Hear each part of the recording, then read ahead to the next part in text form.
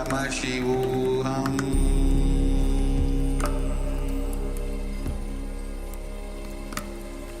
Om Nithyananda Paramashivoham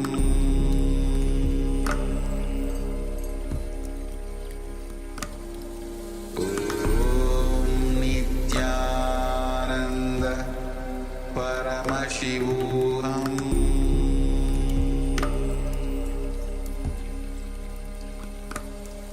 Om Nithyananda Paramashivoham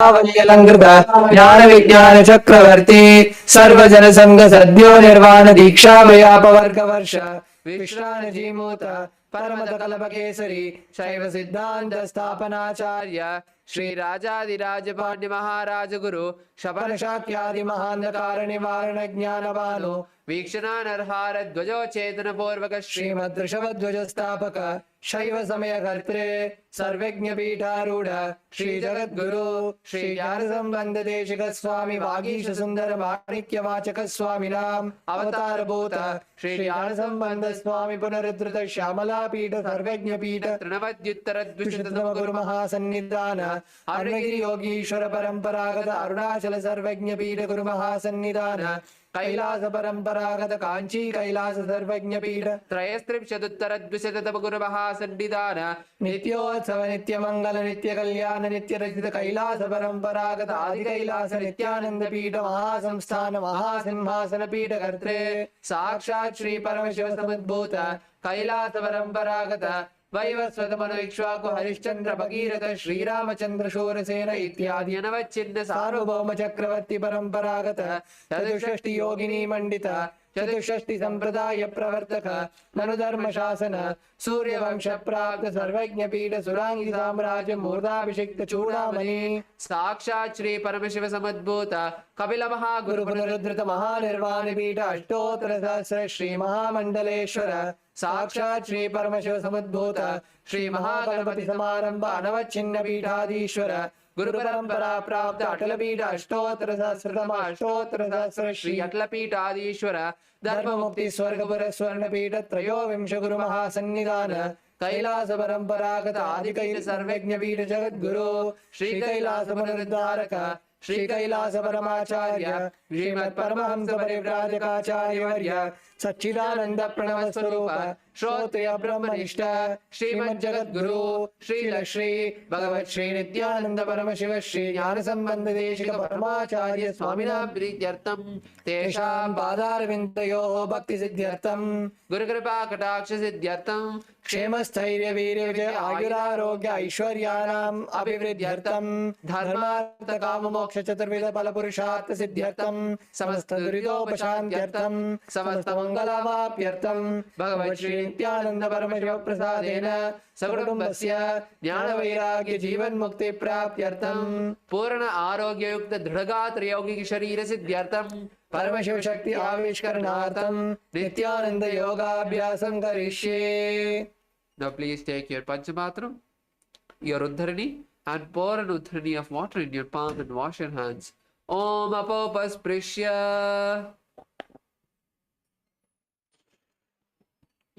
Let's now begin with the skeleton dance. Requesting all the participants to please put the Panchapatram and Uddharani to the side. And let's all stand up.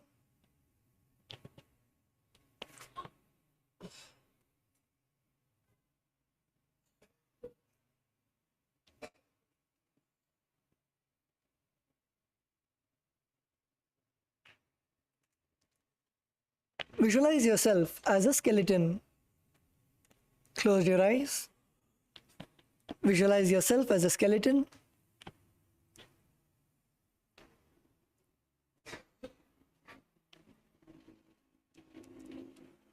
Without any skin, without any flesh, without any muscles.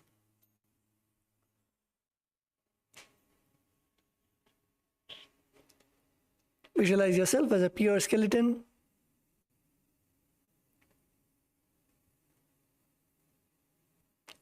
Now slowly start shaking all of your joints, your elbows, your shoulders, your knees.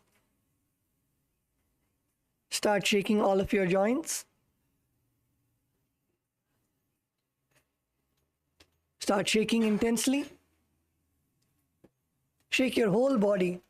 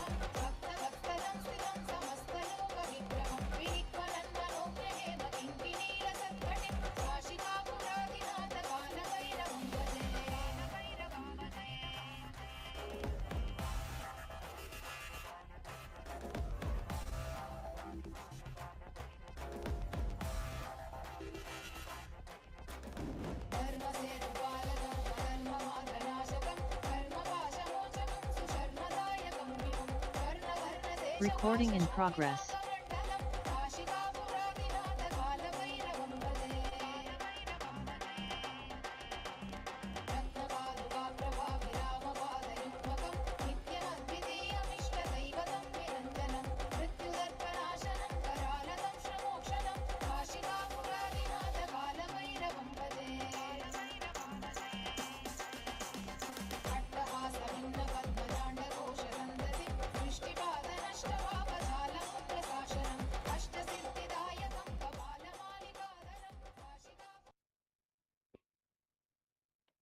Now slowly relax.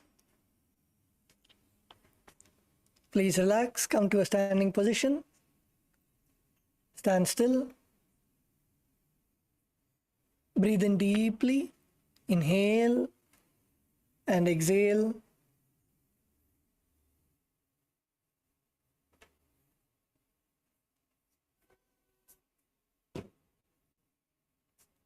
Breathe in and out deeply.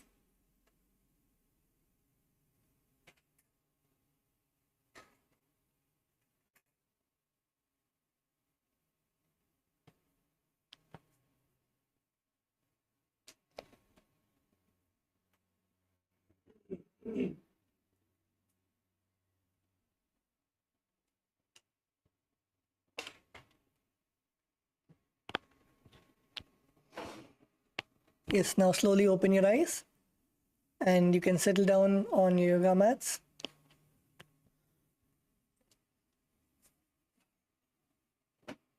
So we are currently in the Dvitiya Vinyasa Krama, and in the Dvitiya Vinyasa Krama, we're going to begin with the asana Dvipada Pitham.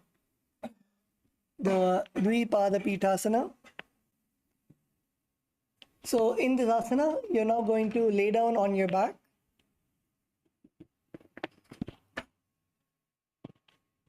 Lay down on your back and bend your knees and place your feet flat on the ground. And now you're going to hold your ankles and lift your hips all the way up to the sky. Lift your hip as high as possible. This is the Dvipada Pithasana. So let's all do this together. Let's all lay down on our backs.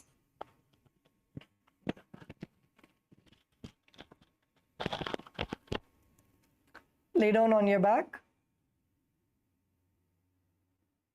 and catch your ankles with your heels.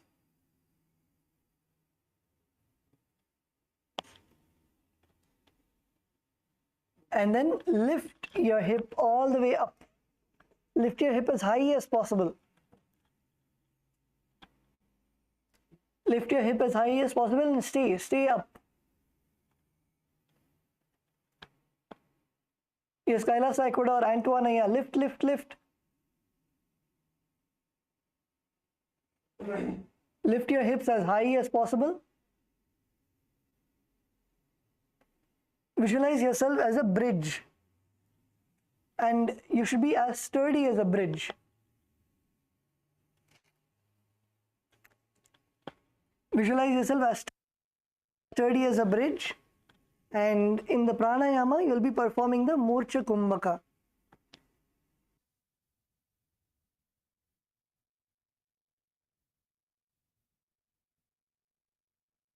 So in this Murcha Kumbhaka, you will inhale and then lock your chin to your chest in the Jalandhara Bandha.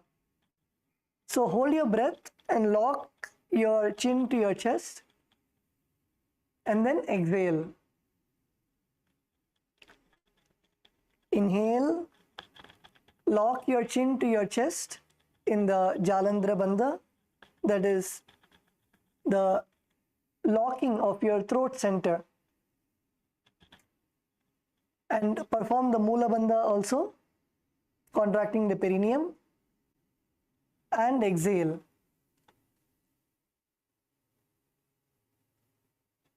Gaze to your nose and perform the japa Om Nithyananda Paramashivoham. प्रतिक्रियायुतं द्वन्द्वपीठं सर्वबलप्रदं गर्भिणीनां दुर्बलानाम् इति Gargi जगादनु.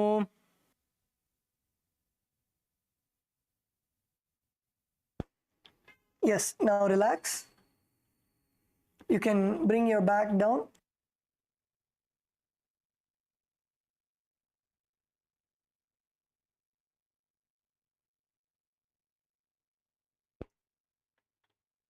Yes, so the next asana is Paryankasana. So in Paryankasana, you're going to again continue to lie down on your back and place your feet on the mat. Bring your arms over your head and place your hands flat on the mat and your fingers pointing towards the feet. Place your hands beside your head, beside your ears, and your fingers to be pointing to your feet. Now you're going to lift your entire body off the ground. So you'll have only your hands and legs on the ground, and you're going to lift your entire body off the ground.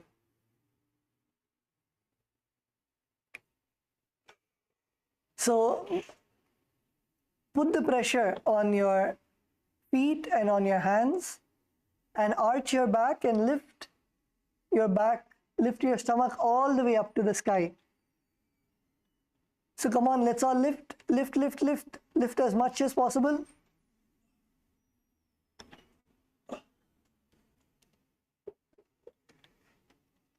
Let's all lift. If you're not able to lift fully, you can take the help of your partner. Lift as much as possible.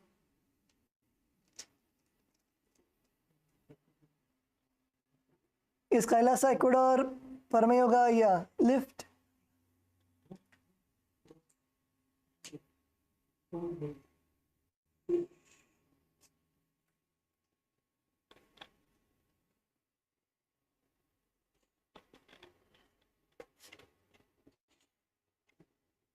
Lift as high as possible.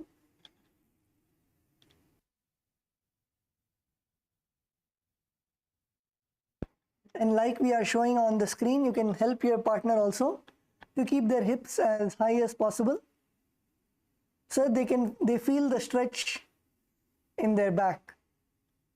You should feel a nice stretch in your back.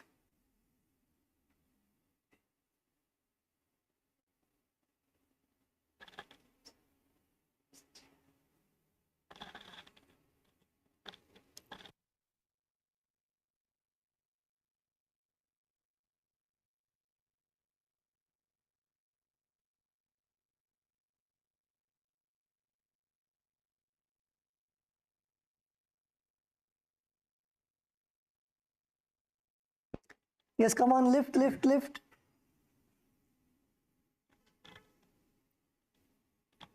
Kailasa, LA, female bodies.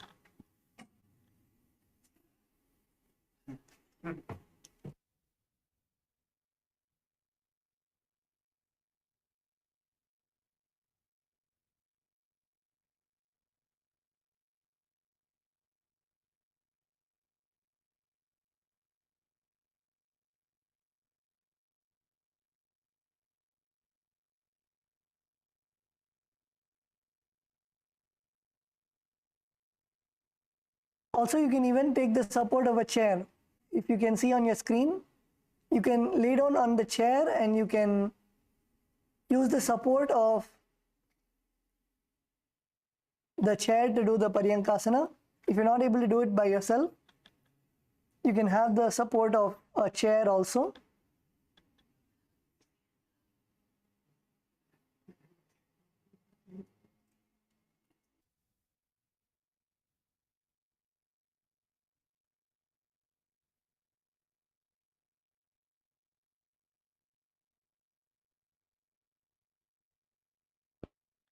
Visualize yourself as sturdy as a stone bench. Visualize yourself as sturdy as a stone bench.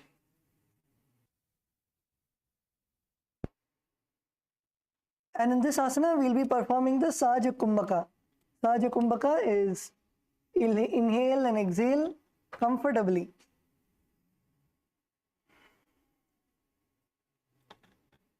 Yes, come on, Kailasa, LA, male bodies.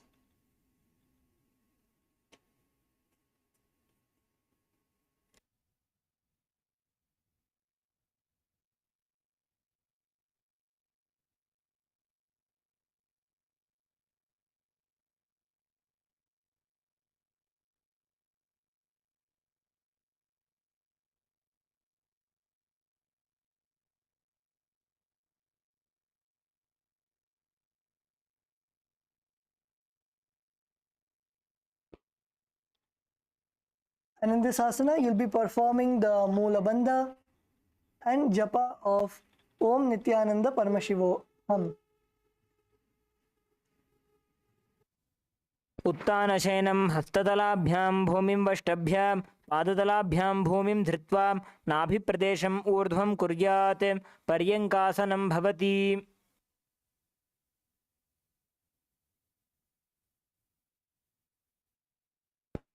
Yes, now you can slowly relax. Slowly relax and continue to lay on your back and bring your knees to your chest. Bring your knees to your chest. The next asana is Shvottanasana. Lay on your back. Bring your knees to your chest and hands on your shoulders and move your hips in a circular motion.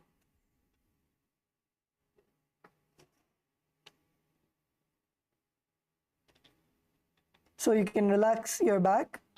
Visualize yourself as a dog laying on its back.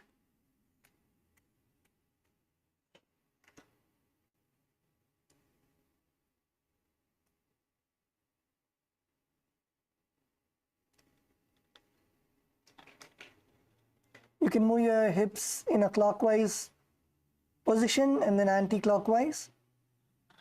Bring your knees to your chest. Let your back. In the last asana, we arched our back. So in this asana, contract your back. So bring your knees as close as possible to your chest.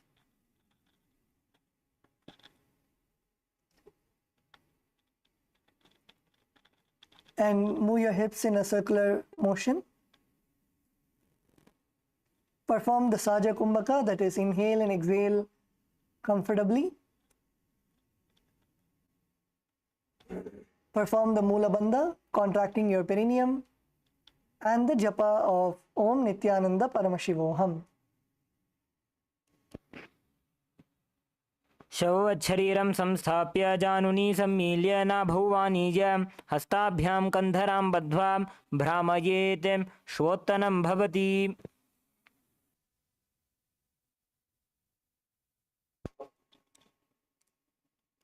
Yes, now relax.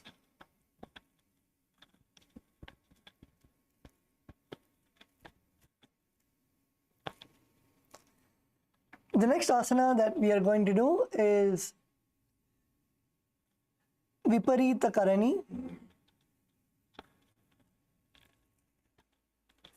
Now, in this asana, first all the participants can look on your screen.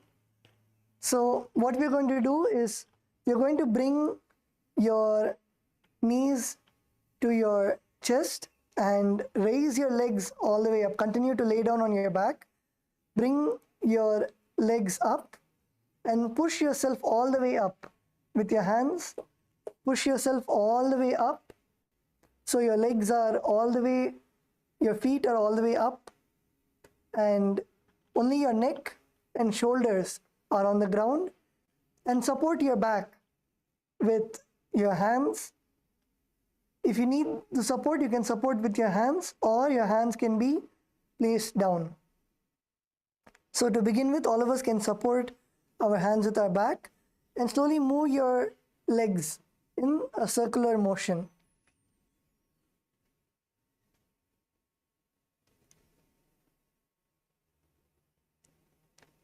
Move your legs in a circular motion. This asana is Viparita Karani. So let's all do this asana now. So start from a laying down position. Lay down on your back. And then you're going to take your legs and lift all the way up. Lift yourself all the way up, your whole body. Only your shoulders should be on the ground. You should lift yourself all the way up.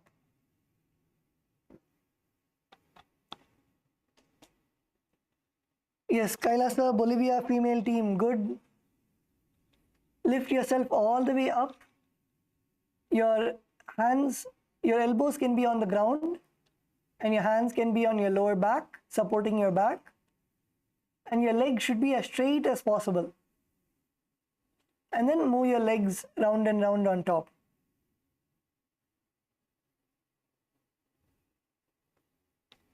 Yes, Paramayogaya, KAILASA, Ecuador, good. Antoinaya, higher. Your leg should be as high as possible, up to the air. KAILASA, LA, male team, good. Make sure that your legs are straight. Tattva Maharaj is seeing some of you, your legs are bending. Don't bend your legs towards you. Your legs should be as straight as possible.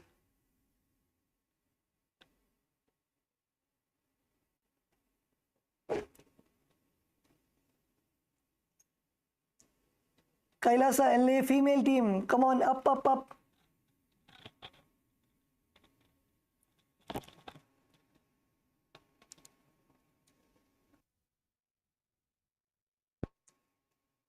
Stay in the asana. You should stay in the asana at least for 10 seconds. Only then you are comfortable in the asana.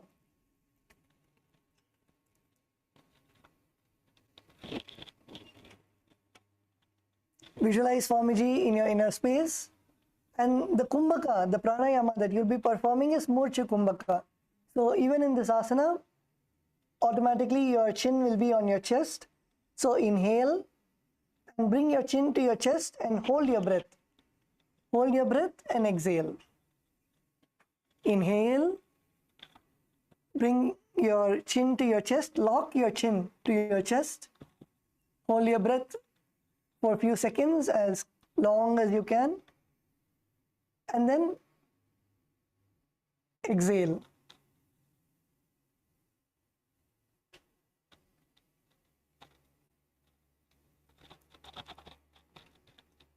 Perform the Mula Bandha also.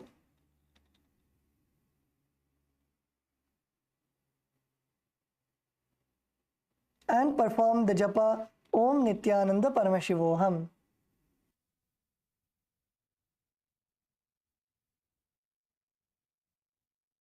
भूतले स्वशिरो दत्त्वा खेनये चरणद्वयं विपरीतकृतिश्चैषा सर्वतन्त्रेषु गोपिता.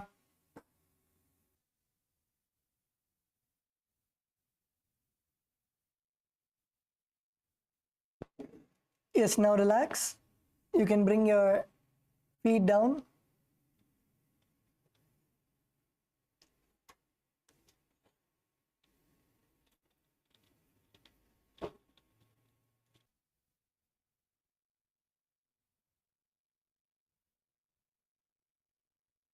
So the next asana is Viparita Karani 2.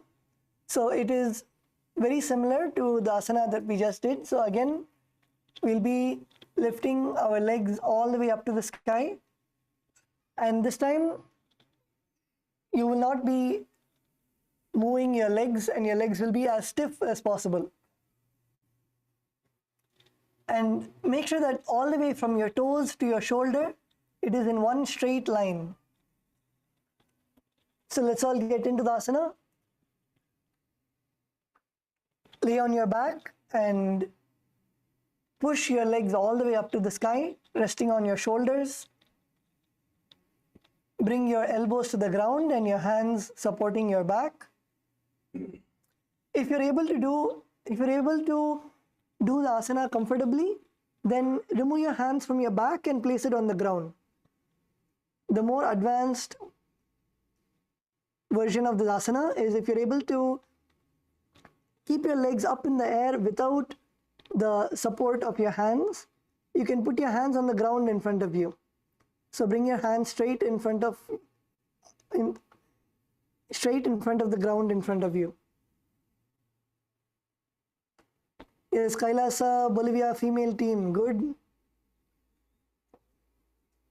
Kailasa, LA female team, come on, lift, lift, lift, lift. Lift your legs as high as possible. And you can also call your partners to help you. Kailasa, LA male team, good. Make sure that your legs are straight. Don't bring your legs behind your head. Make sure that your legs are as straight as possible up in the air. And if you're able to do it without supporting your back, you can then bring your hands to the ground in front of you. Yes, Paramayoga, you're good. Antoine, you're good.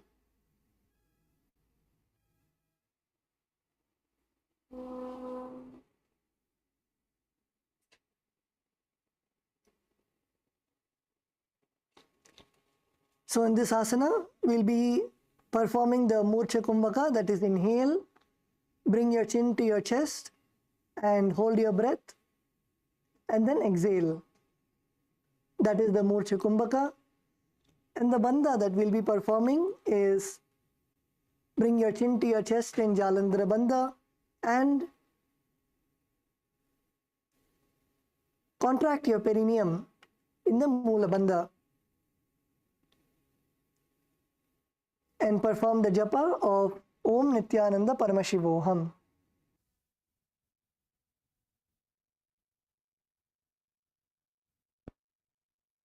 करणी विपरीताख्या सर्वाधिव्याधिनाशिनीं नित्यमभ्यासयुक्तस्य जाठराग्निविवर्धनीम् आहाराबहवस्तस्य सम्पाद्यः साधकस्य च अल्पाहार यदि हवेत् अग्निर्देहं हरेक्षणात् अधः शीर्षोर्ध्वपादः क्षणं स्यात् प्रथमे दिने क्षणात् तु किञ्चिदधि अभ्यसेत्तु दिने दिने.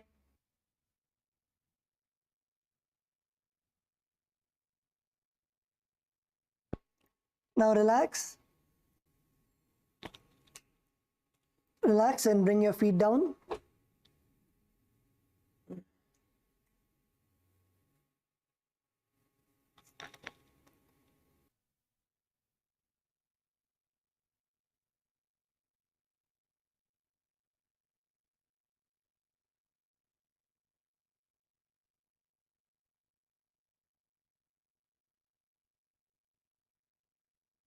Okay, so let's now move on to the next asana. The next asana is Langalasana. So in Langalasana, what you're going to do is, everyone can look at the screen. So you're going to bring your legs again up to the air, and then you're going to take your legs all the way behind you. Take your legs all the way on top of your head and bring your legs all the way behind your head, where your knees and thighs are in front of your face. Your legs are straight behind you. And if you need support, you can have your hands on your back. If you need support, you can have your hands on your back, or if you're okay and comfortable in the asana, you can extend your arms, keeping it in the Parashu Mudra, that is, interlace your fingers on the ground in front of you.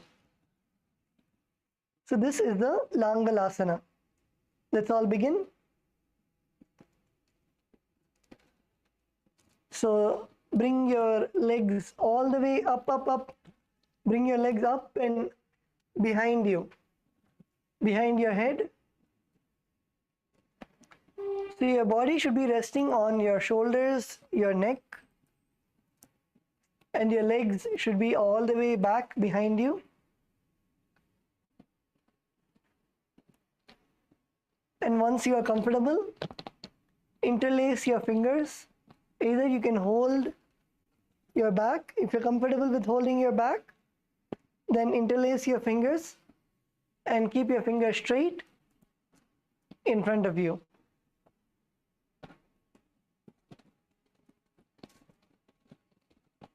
Yes, come on, let's all go back. Kailasa, Bolivia, Good.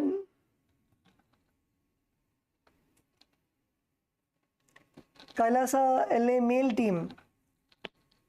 The legs should touch the floor. You should make sure that your legs are touching the floor behind your head. So put your legs down, down, down. Bring your legs all the way down.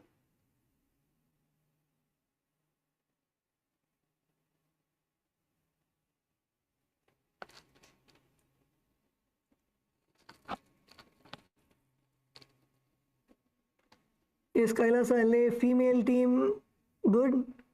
Make sure that your knees are straight. Make sure that your knees are straight. Don't bend your knees. Try to keep your knees as straight as possible. Don't bend your knees. Keep your knees as straight as possible.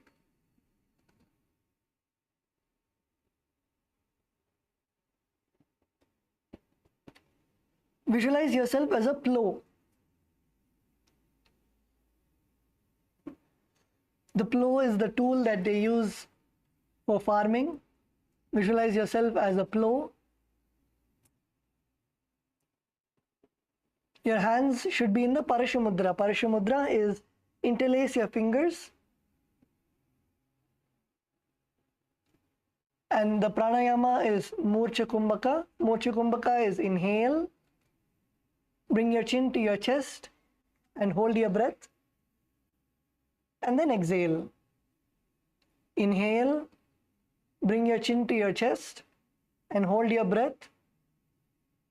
And then exhale.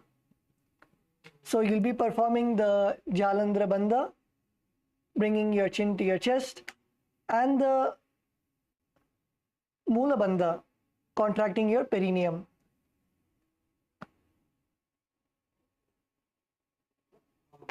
And perform the japa Om Nithyananda Paramashivoham. नरकासने स्थित्वा नासिकाप्रदेशे भूमौ पादपृष्ठे स्थाप्य हस्तद्वयं सम्मील्य लम्बीकुर्यात् ग्रीवाप्रदेशेन भूमिं कर्षयेत् लाङ्गलासनं भवति.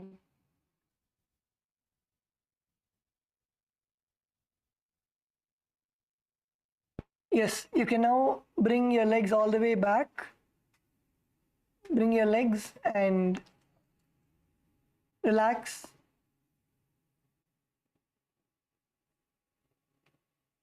Relax for a few seconds.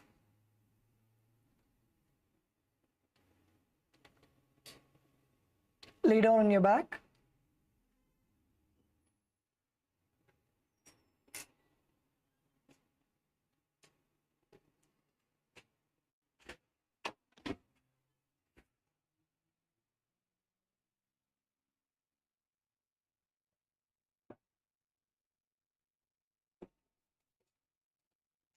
Okay, so the next asana is Shahita Paschimottanasana. So in this asana, you can all look at the screen. So in this asana, again, we will be taking our legs all the way up, and while laying down on our back, take your legs all the way up and over your head. And now you'll be taking your hands and catching your feet. So your feet will be above your head, with your knees and thighs coming to your forehead. Your hands will be stretched behind you, catching your legs, catching your feet. This is the Shahita Paschimottanasana.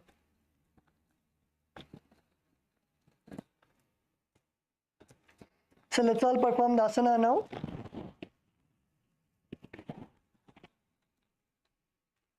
Take your feet, bring your feet all the way above your head. Bring your feet above your head and all the way back.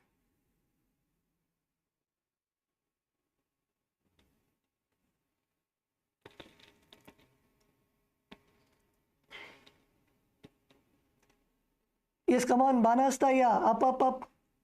Bring your feet all the way back.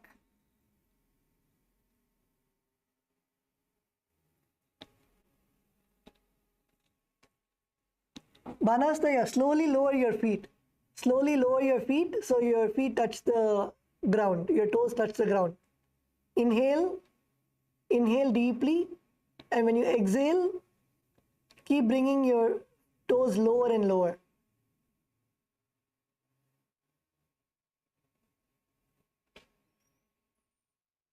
Yes, Kailasa, Bolivia, female team, good. Kailasa, LA, female team. Some of you are not doing. Let's all get into the asana.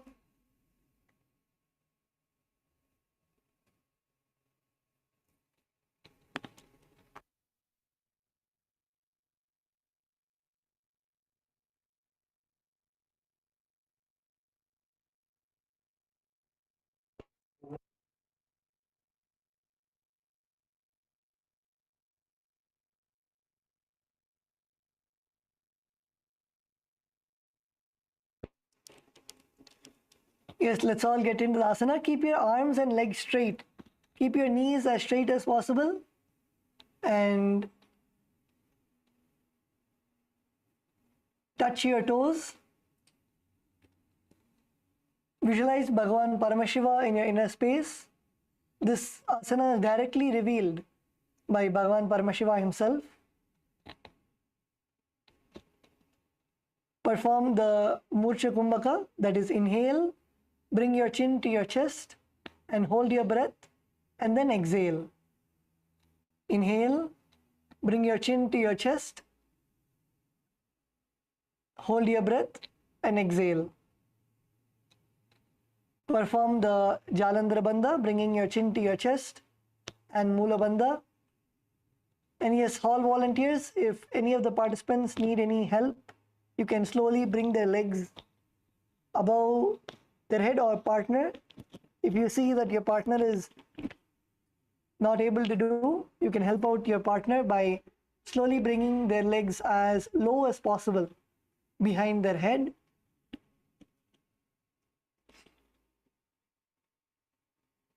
And perform the japa of Om Nithyananda Paramashivoham.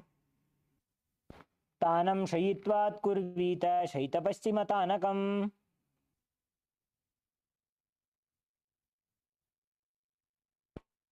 Yes, now relax.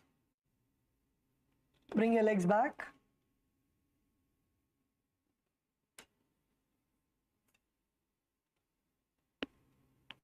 You can now relax, lay down on your back, and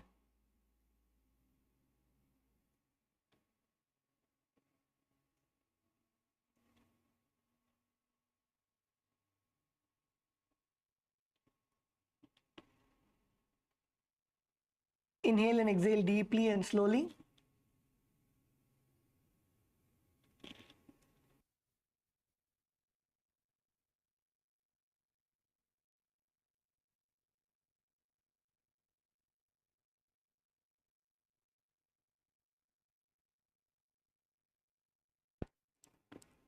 The next asana that we'll be performing is the Supta Konasana. So now everyone can look at the screen. So in the Supta Konasana, again this time you will bring your legs all the way while laying down on your back. Bring your legs up and all the way back behind your head. And this time your legs will not be together. Your legs will be placed apart.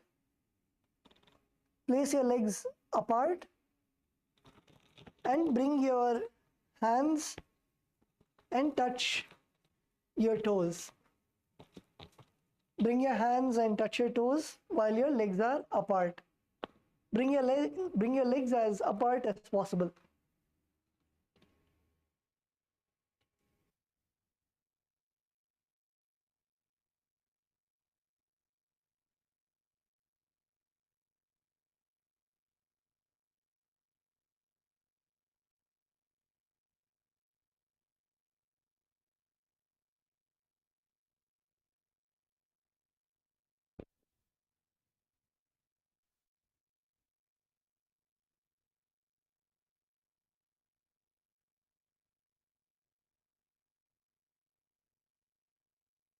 Yes, so come on, let's now get into the asana. Bring your legs all the way above your head and back. And this time spread your legs.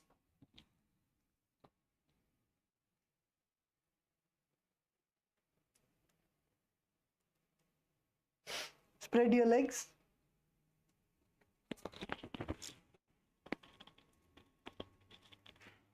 And hold your toes. Spread your legs behind your head and hold your toes.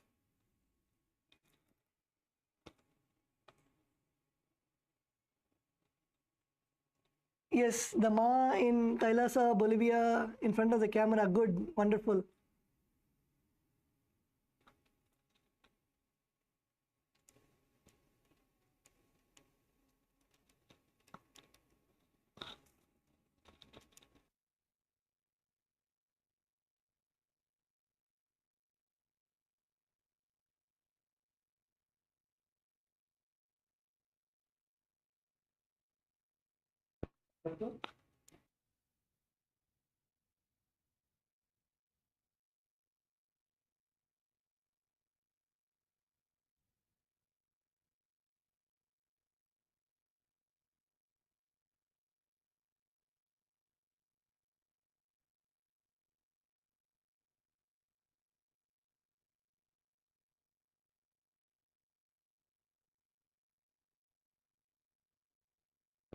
Yes, next to Banastaya, is that Abhilashaya?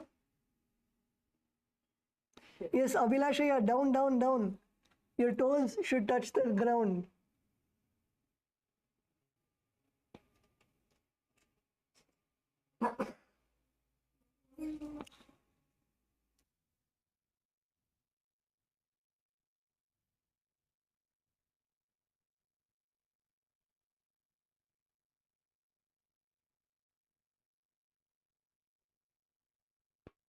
Yes, Kailasa, LA female team. You can help your partner. Help your partner by slowly pushing their back so their legs are touching the ground behind their head.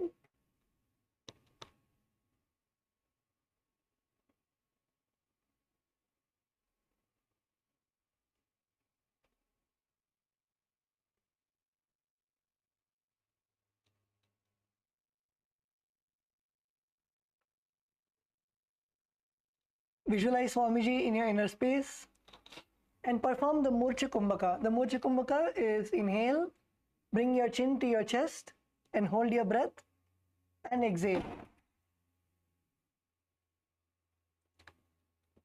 Inhale, bring your chin to your chest and exhale. Perform the Jalandhara Bandha, that is bringing your chin to your chest, locking your chin to your chest, and perform the Mula Bandha.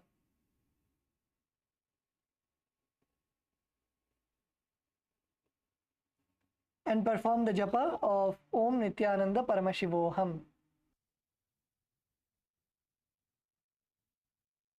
परिवृत्ति कुक्षिभागे त्रिधा हि परिकीर्तितः बद्धकोणं सुप्तकोणम् ऊर्ध्वकोणमथापि च. Now bring your legs back and you can lay down on your back and rest for a few seconds.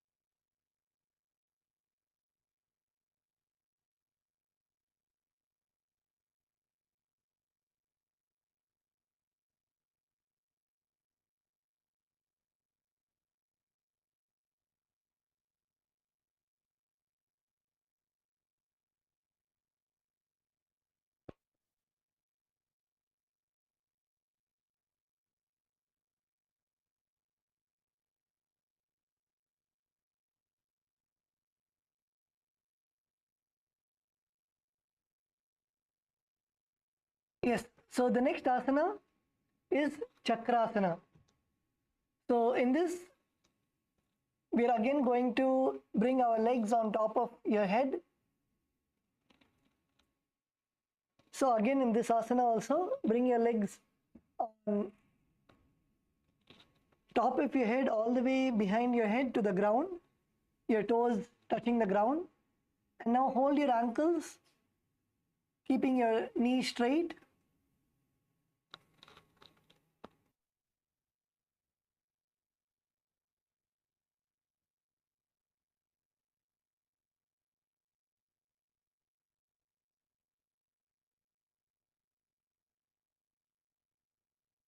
Now you'll be rolling on backwards onto your back. So you lift your back on top of above the ground, lift your back above the ground and roll back. You'll be rolling onto your back as much as possible. So lift your back off the ground and roll all the way back. So let's all do the asana now. Take your legs, bring your legs all the way above your head and bring your toes to touch the ground and lift your back. Lift your back off the ground and visualize yourself as a wheel. Visualize yourself as a wheel, rolling like a wheel.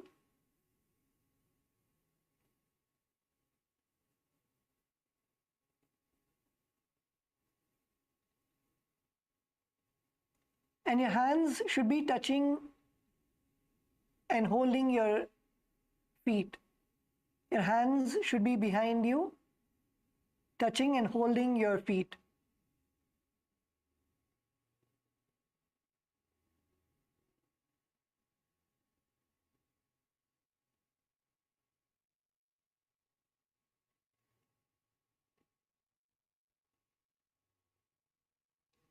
You can also help your partners.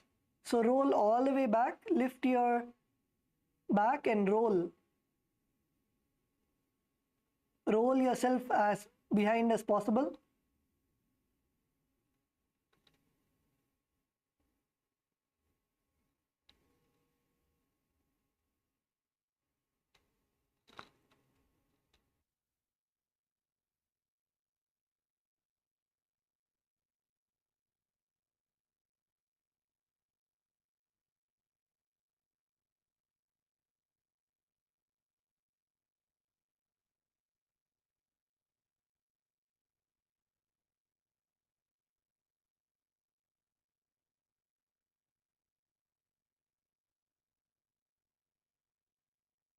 In this asana, you will be performing the Murchaka Kumbhaka.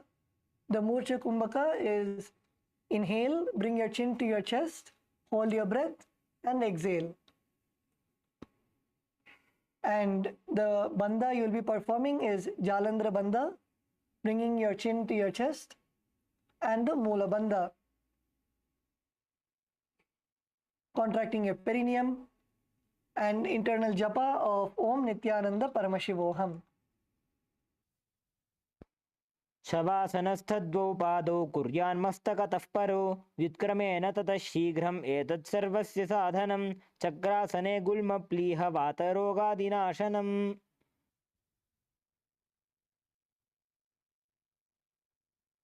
Yes, now relax.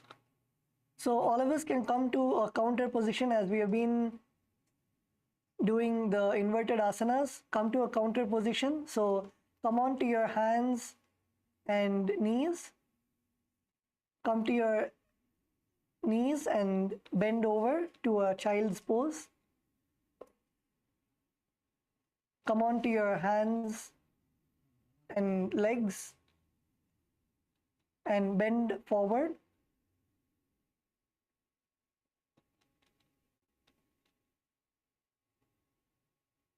We've been doing a lot of inverted asanas, so it's important to balance.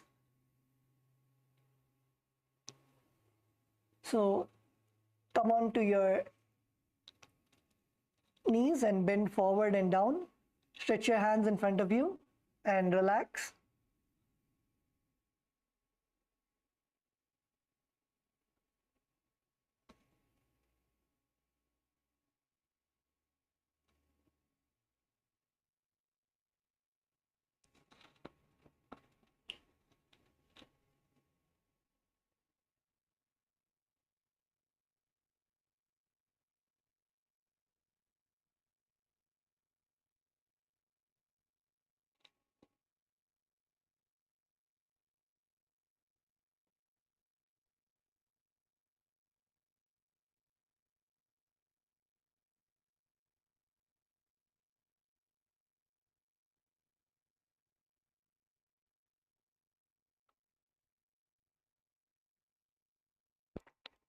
Yes, now you can all get up and again come on to your back.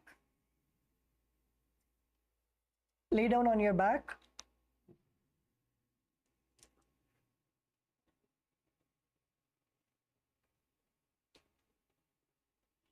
Now bring your legs up.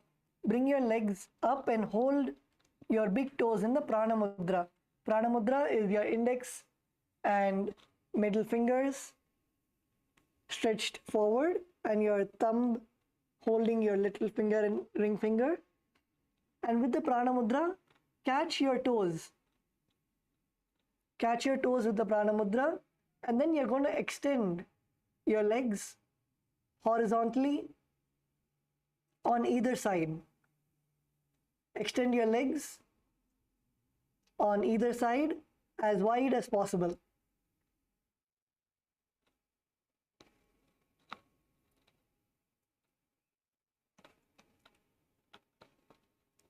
Extend your legs to the side as wide as possible. This asana is Supta Prasarita Padangushtasana.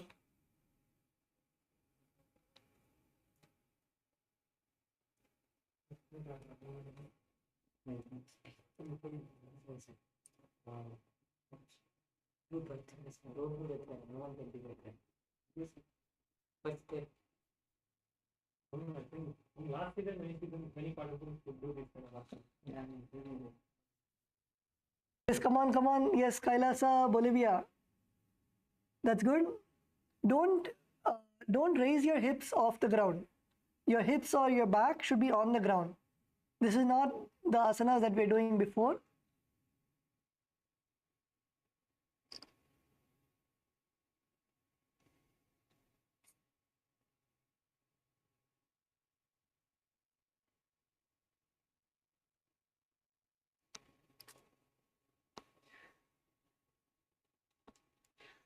So make sure that your back is on the ground. Your back, everything should be on the ground.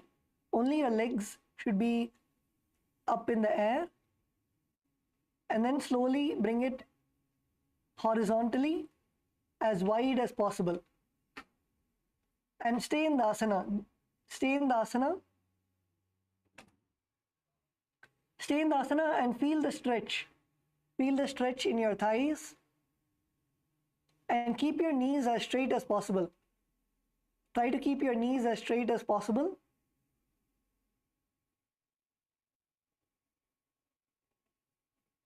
Keep your knees straight and feel the stretch in your hamstrings, in your thighs, and stay in the asana. Stay in the asana and try to bring your legs all the way down to the floor. Try to bring your toes all the way down to the floor.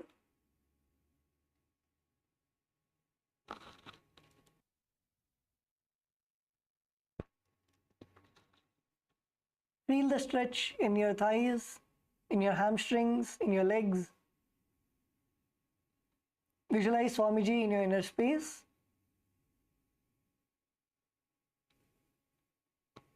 Yes, Kailasa, Ecuador, Paramayogaya, don't release yet. Continue to do the asana. Antoinaya, continue to do the asana.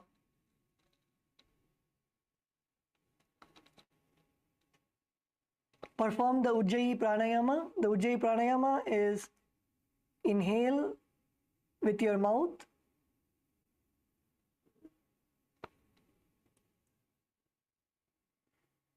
And hold your breath.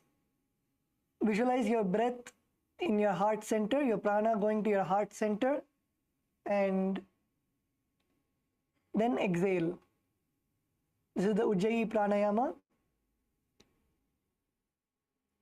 Inhale through your mouth, hold your breath, and visualize the prana, the air in your heart center, and exhale. Perform the Mula Bandha, contracting your perineum, and the japa of Om Nithyananda Paramashivoham.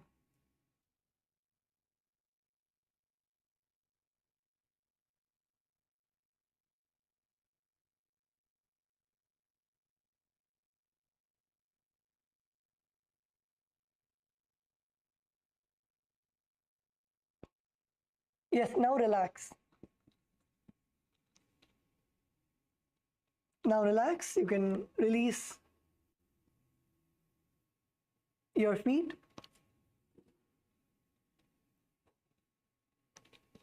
The next asana is Supta Padangushtasana.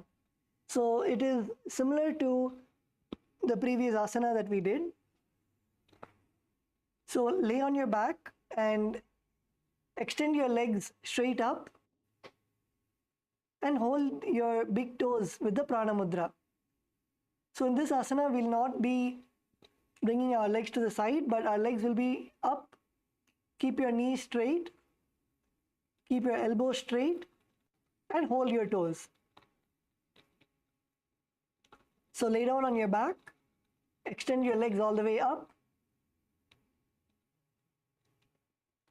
and catch your toes with the prana mudra. The prana mudra is index and middle fingers stretched out, your little finger and ring finger bent, and your thumb holding your thumb holding your ring finger and little finger, and with your index and middle finger catch your big toe and keep your knees as straight as possible. Try not to bend your knee.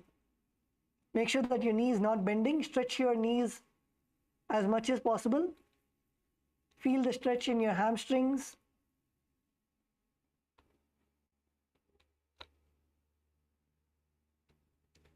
Keep your knees as straight as possible and stay in the asana. Don't release. Stay in the asana.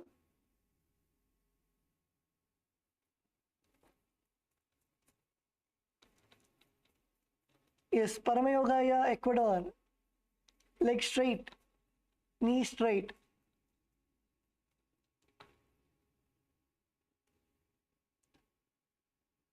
Yes, Banastaya, come on. If you're not able to touch your toes, first touch your ankles. Try to touch your ankles or your shin and keep inhaling and exhaling. Drop the pain at Swamiji's feet and you keep trying to hold your toes and make sure that your knees are straight.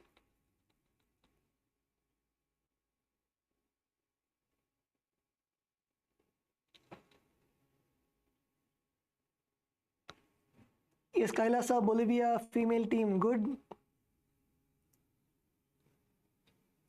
Kailasa, LA, female team, good. So in this asana, perform the Ujjayi Pranayama. Ujjayi Pranayama is inhale through your mouth. Inhale deeply through your mouth and then hold your breath.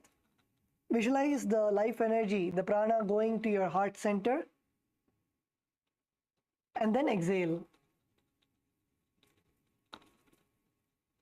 Perform the Mula Bandha, contracting your perineum. And the japa of Om Nithyananda Paramashivoham.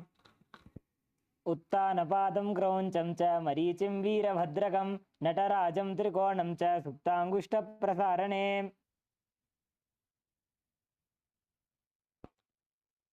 Now relax.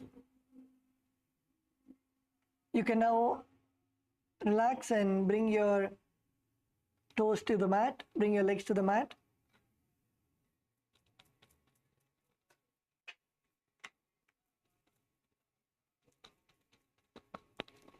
So now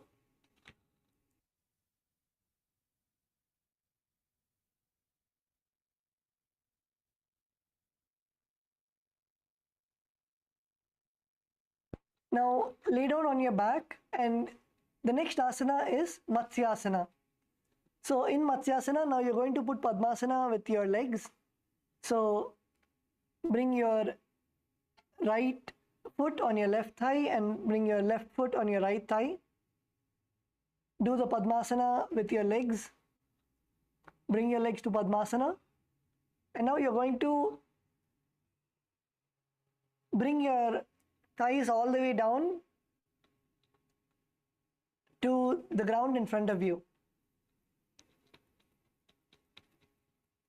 Don't release the Padmasana. Make sure that your legs are in Padmasana, and in Padmasana, bring your legs all the way down. Bring your legs all the way down in front of you. So your back should be straight. Your legs should be in Padmasana.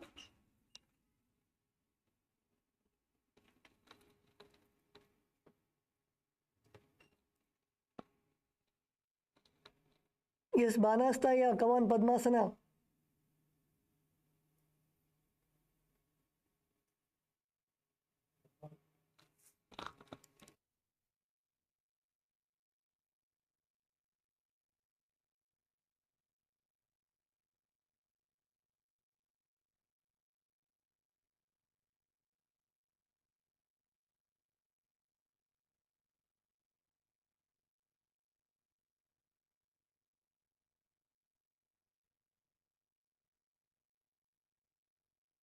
So now whoever are not able to do the asana, first sit down.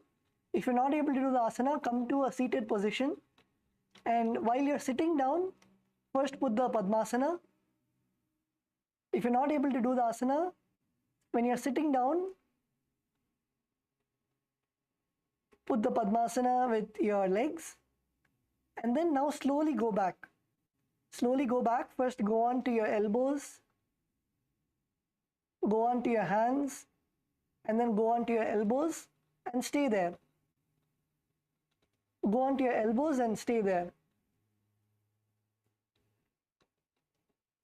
If you're not able to do the Matsyasana fully, you can first come to a seated position, put the Padmasana with your legs, and then slowly go back.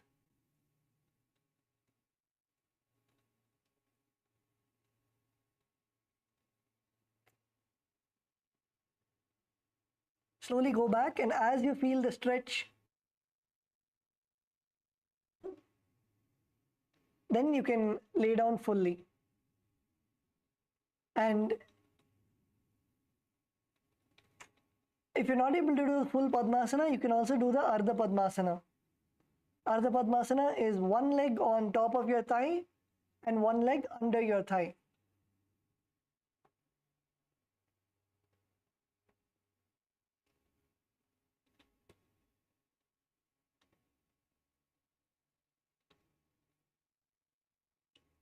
And now in this asana, your hands will be behind your head. So you will be catching your alternate elbows, hold your opposite elbows, and bring your hands behind your head.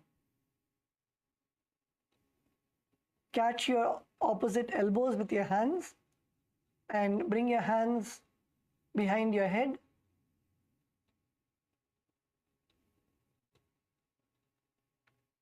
Visualize yourself as the Matsya Avatara, the fish avatar of Bhagavan Mahavishnu.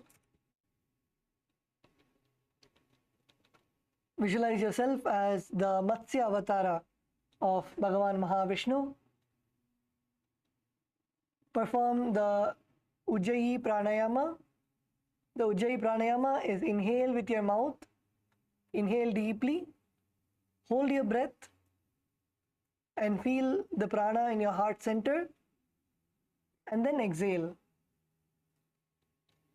Perform the Mula Bandha, that is contracting your perineum, and the japa of Om Nithyananda Paramashivoham. मुक्तपद्मासनं कृत्वा उत्तानशयनं चरेत् ऊर्पराभ्यां शिरोवेष्ट्या मत्स्यासनं तु रोगः.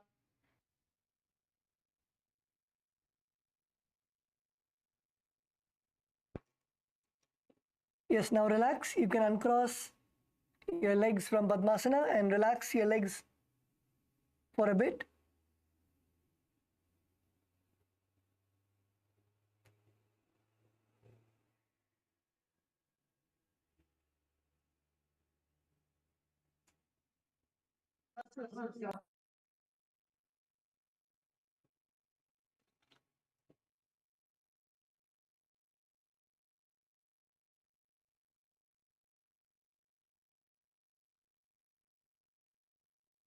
The next asana is Parasaramasana. So in this asana, again, you will come to bring your legs to Padmasana, and you can lay down. Either you can lay down and bring your legs in Padmasana, or you can sit up, bring your legs to Padmasana, and then slowly go back. Go onto your hands and then onto your elbows, and then fully go all the way back. And now stretch your arms behind your head and place your right hand onto your left palm. Place your right hand on your left palm. This is the Parasaramasana.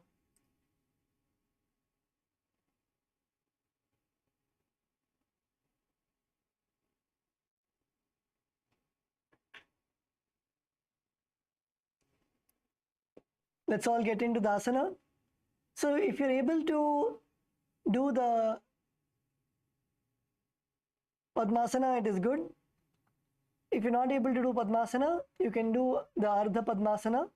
So that is one leg on top of your thighs and one leg under your thighs.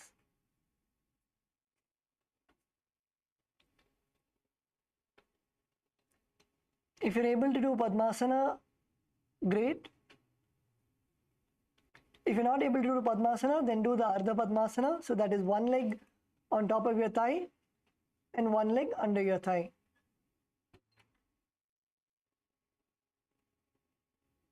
Visualize Bhagavan Rama in your inner space.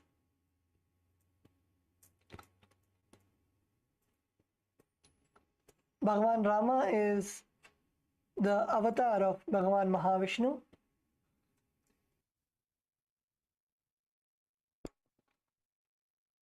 Visualize Lord Rama in your inner space.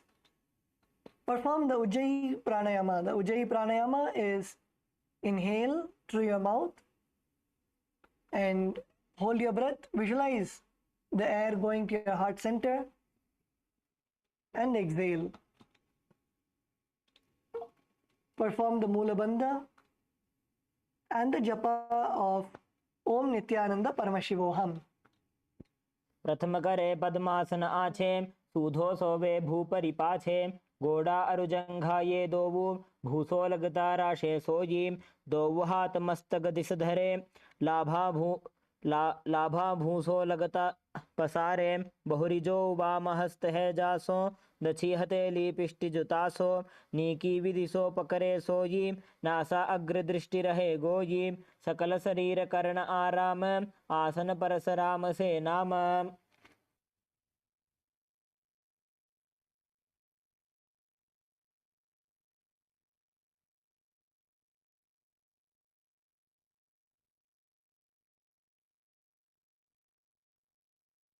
Yes, now relax. You can uncross your legs. Uncross your legs from Padmasana.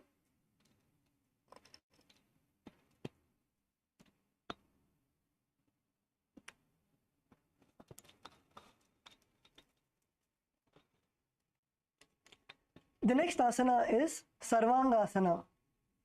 So in Sarvangasana, you can now look at the screen in front of you. So in Sarvangasana, what you're going to do is, again, you're going to bring your legs up, lay on your back, bring your legs up and raise your hips off the ground. And now cross your legs in Padmasana.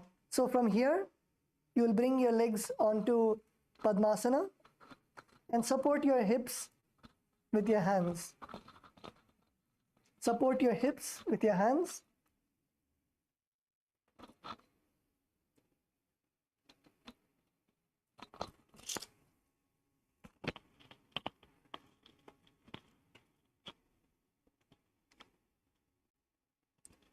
Yes, so let's all get into the asana.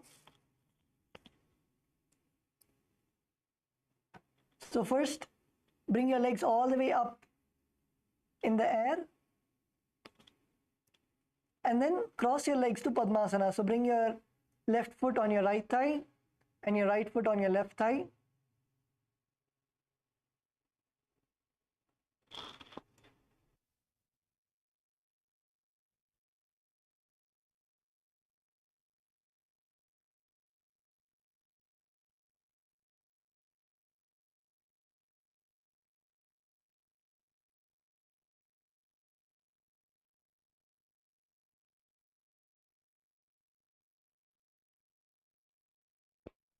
Bring your legs to Padmasana and make sure that your back is straight.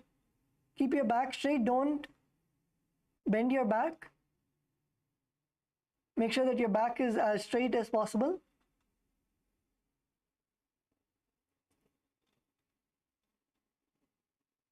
Yes, the Ma in Kailasa, Bolivia, in front of the camera. Make sure that your legs are in Padmasana. Can the hall volunteer help her to put her legs in Padmasana? Yes. Thank you, Ma.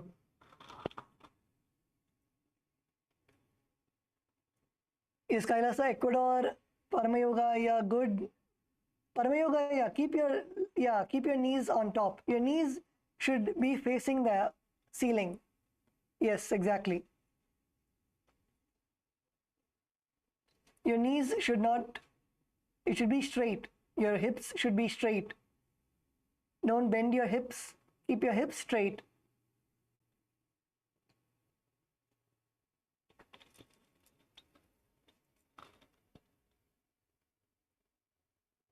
Yes, Abhilasha, yeah, come on, Padmasana.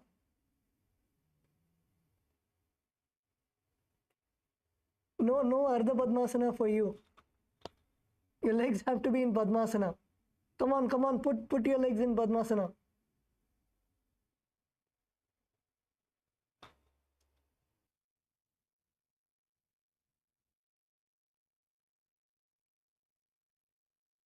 Banastaya, can you help Abhilashaya put his legs in Padmasana?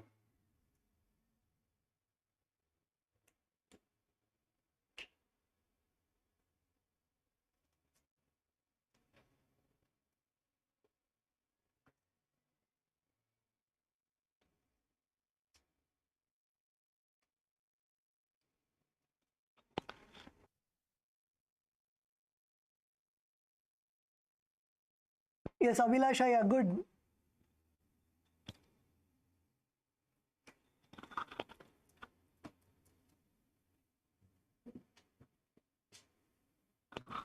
Kailasa LA female team.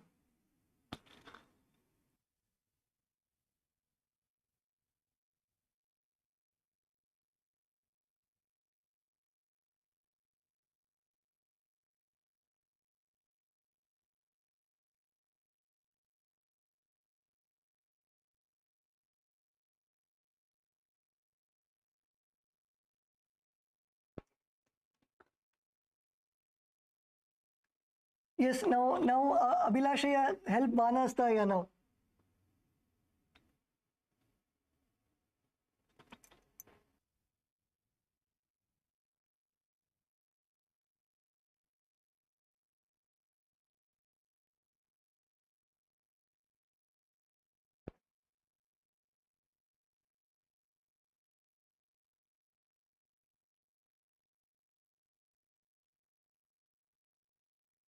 Vedatma, yeah, were you able to do?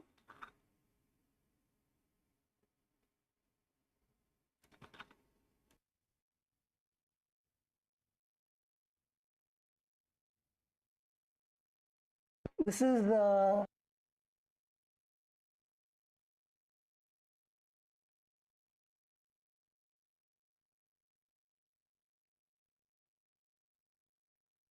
yes, Devarupa, yeah, did you do?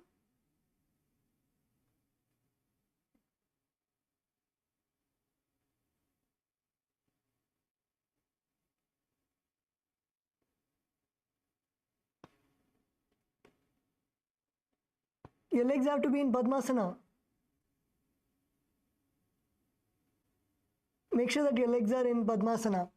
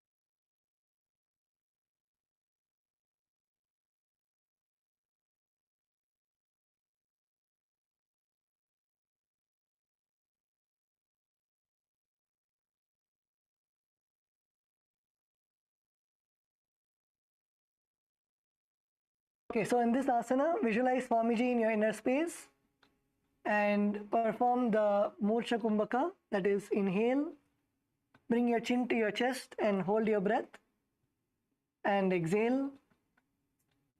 So you'll perform the Jalandhara Bandha, that is, locking your chin to the chest, and the Mula Bandha, contracting your perineum, and the japa of Om Nithyananda Paramashivoham. अथवा क्षेत्रसंक्षेपात् सर्वाङ्गासनमुत्तमं यत्कृत्वा योगनिपुणो विद्याभिः पण्डितो यथा अधो निधाय शीर्षं च ऊर्ध्वपादद्वयं चरेत् पद्मासनं तु तत्रैव भूमौ कुर्परयुग्मकम्.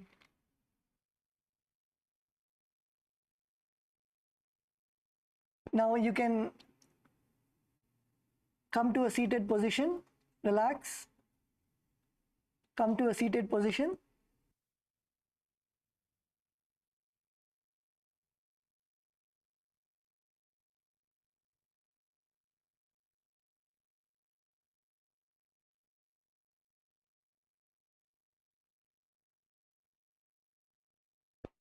Yes, so the next asana is Vrishchikasana.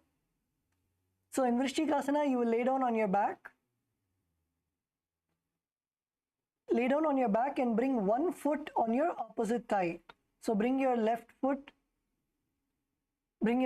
on your right thigh and bring your right knee towards your head. And now extend both your arms above your head and hook your fingers forward like a scorpion. This is the Vrishchikasana. So let us all get into the asana. So lay down on your back. Bring one foot on your opposite thigh and bring your knee to your chest. And now extend both your arms behind you and hook your fingers forward and gaze to the third eye. Raise your neck. Raise your neck to the Jalandhara Bandha. So you will raise your neck so your chin comes to your chest. Visualize yourself as a scorpion. Perform the Murcha Kumbhaka. The Murcha Kumbhaka is inhale, bring your chin to your chest and hold your breath, and then exhale. Inhale, bring your chin to your chest, hold your breath, and exhale. So you will perform the Jalandhara Bandha, bringing your chin to your chest, and Mula Bandha, contracting your perineum.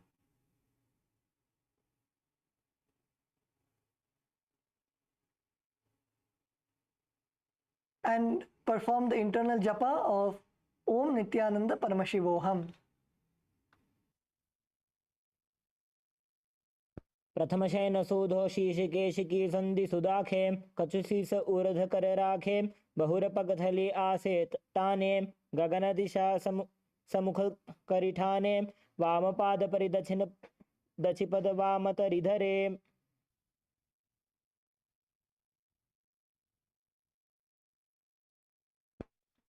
Now relax. We'll be performing the Vrishchikasana on the other side. So last time if you had your right leg on your left thigh, now bring your left leg on your right thigh.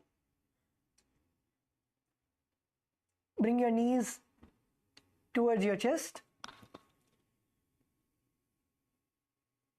Place your hands, stretch your hands behind your head and hook your fingers forward.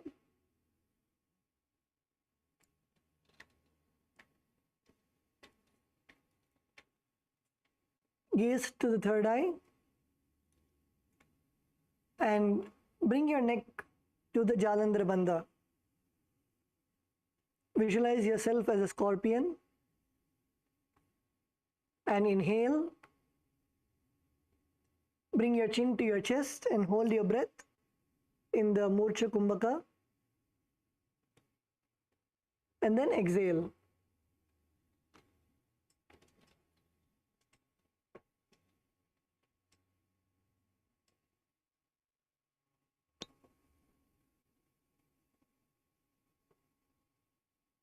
Inhale, bring your chin to your chest in the Jalandhara Bandha and exhale. Perform the Mula Bandha, contracting your perineum. And the japa Om Nithyananda Paramashivoham.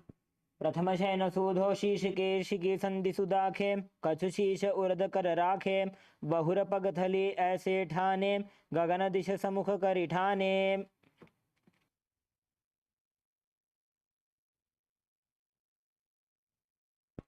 Now relax, bring your legs on the ground. Continue to lay down on your back. The next asana is Vrishapada Kshepasana.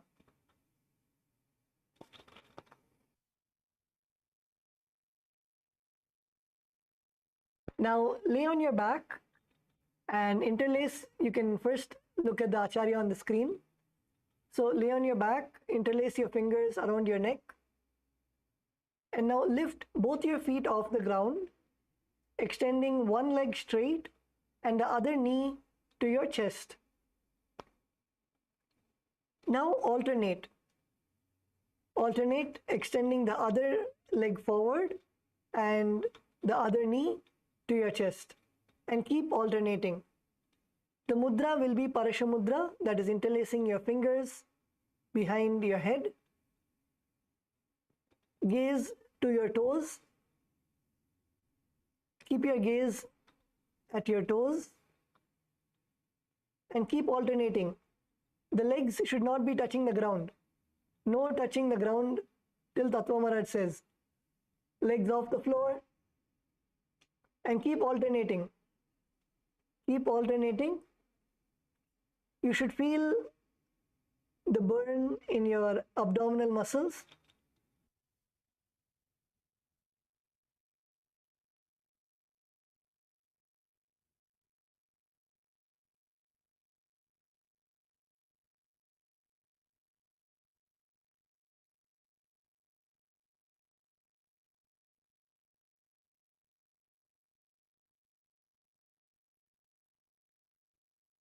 Yes, keep alternating. Keep alternating. How many of you are feeling the burning in your abdominal muscles? Can you raise your hands? How many of you are feeling the burn in your abdominal muscles? Okay, continue. Keep continuing.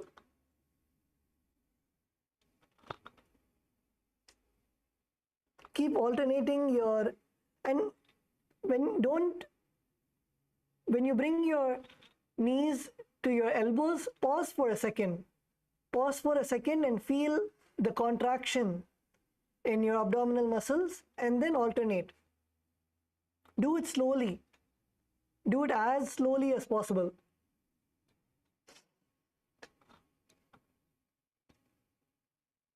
Yes, come on, Antoine here. Yes, Antoine here, good.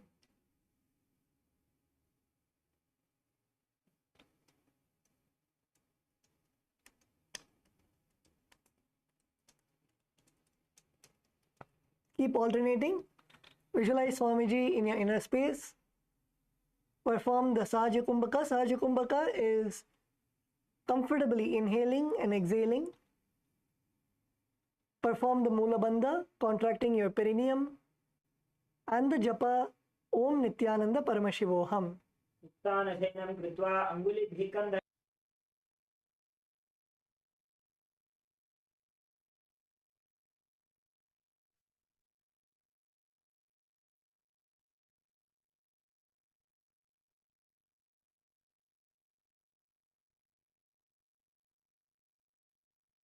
Now you can relax. Place your feet on the ground. You can now relax.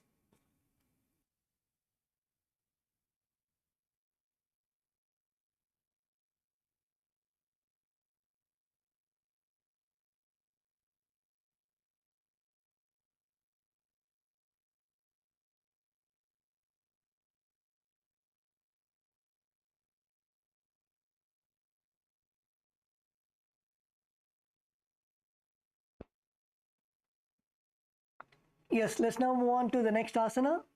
The next asana is Marottana Nasana. So in the Marottana Nasana, lay down on your back. And this time you're going to lift your legs one by one, touching the ears with your knees.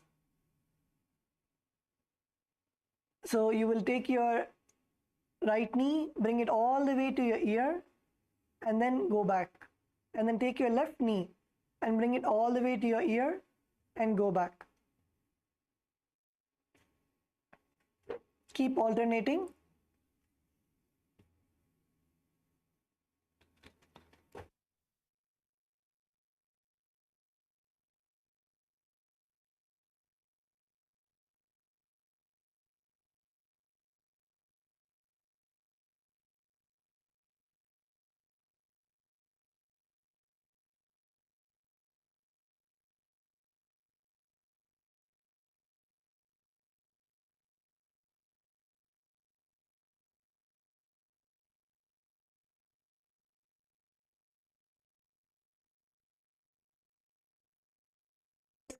Keep bringing, keep alternating. Abhilashaya, come on. You need to have a six-pack by the end of the 30 days.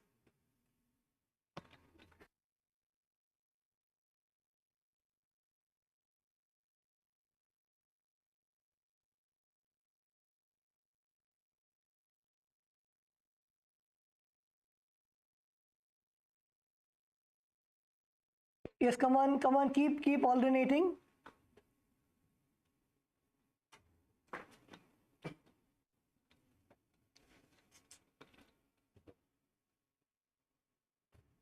Keep alternating, and when you bring your knees to your ears, feel the contraction in your abdominal muscles. Nicely feel it contracting and then release. In this asana, visualize Swamiji in your inner space. Perform the Sahaja Pranayama, that is, comfortably inhale and exhale. Perform the Mula Bandha, contracting your perineum. And the japa of Om Nithyananda Paramashivoham. स्वोत्तानवत् संस्थिति कृत्वा जानुद्वयं पर्यायेन कर्णयोः संस्पृशेत् मारोत्तनं भवति.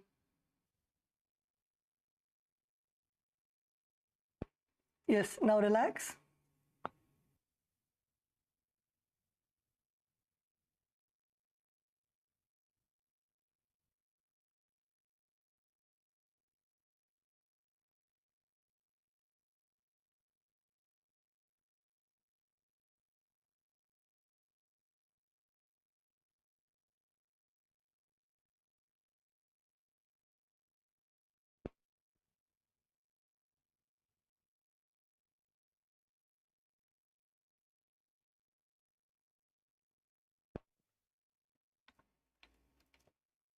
Yes.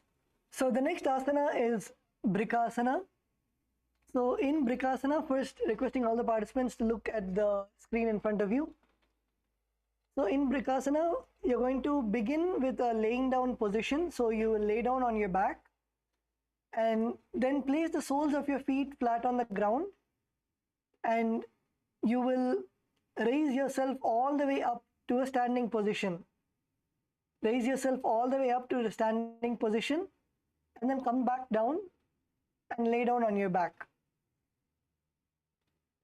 Again, bend your knees, bring your soles of the feet on the ground, raise yourself all the way up to a standing position and then come back all the way down.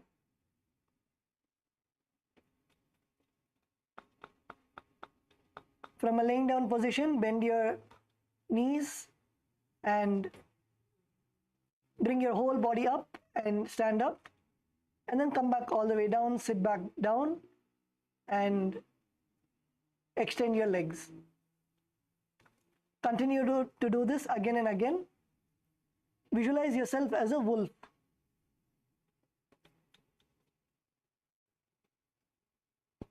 उत्तानशयनं कृत्वा पादतलाभ्यां भूमिं धृत्वा उत्तिष्ठेत्.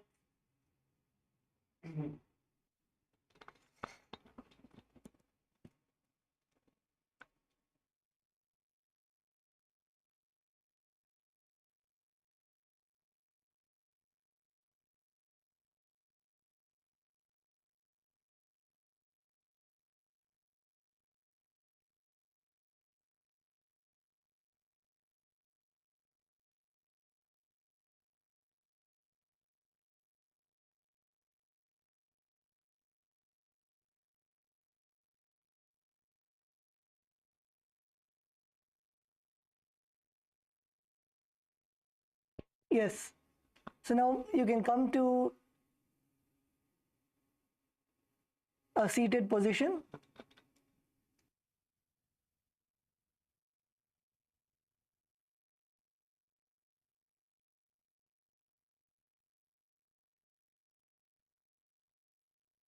The next asana is Lutasana. So in Lutasana, you will lay on your back. All the participants can first see the screen. Lay on your back and then quickly throw your legs above your head, completely roll over and come to a plank position, and then bring your legs forward again and lay down. So lay down, quickly throw your legs above your head and roll over behind you, and then come to a plank position, and then put your legs in front of your hands and lay down again.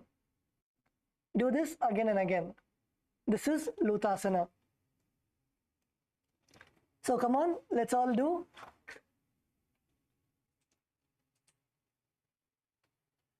So first,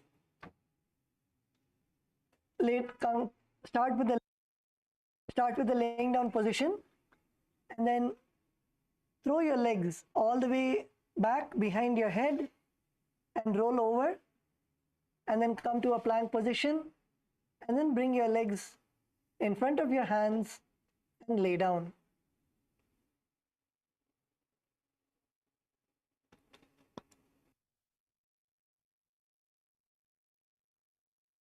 Yes, come on, let's start.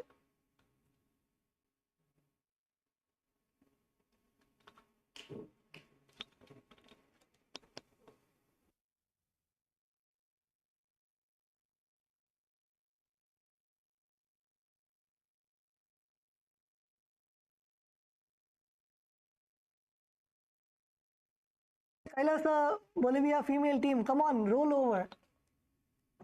Yes, roll over. Roll over, and then exactly. Kailasa LA female team. Is Kailasa LA female team. Come on, roll over. Roll over. Bring your legs all the way behind your head and then roll over.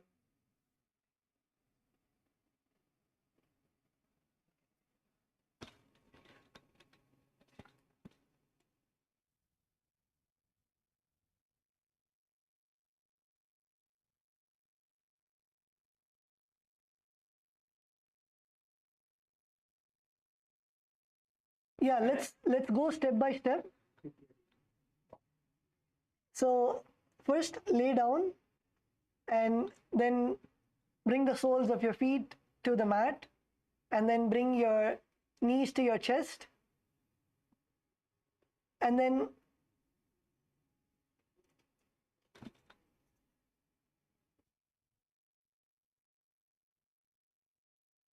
bring your hands behind you.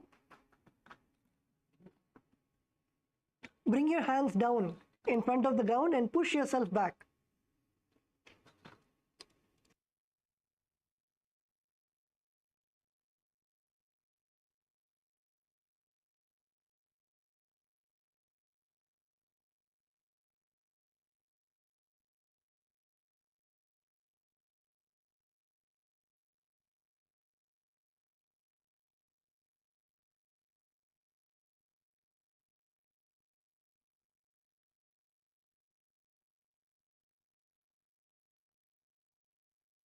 Also, if you're not able to go straight, you can go to the side, like using your shoulders. You don't have to go on your neck if you feel it's putting pressure on your neck. When you're rolling back, you can use your shoulders. So use your shoulders and roll to the side. Use your shoulders and roll to the side.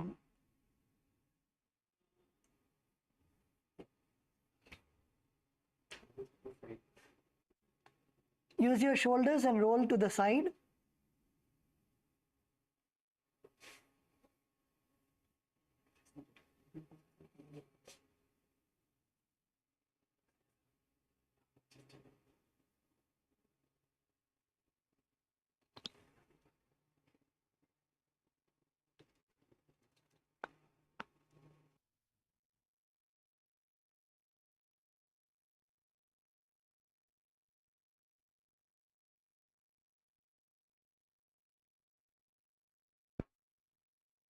Yes, how many of you were able to do? Can you raise your hands?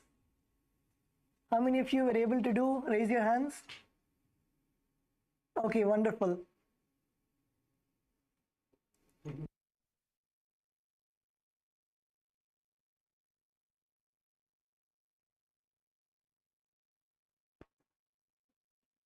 Okay, so with this, let's get into Shavasana for today.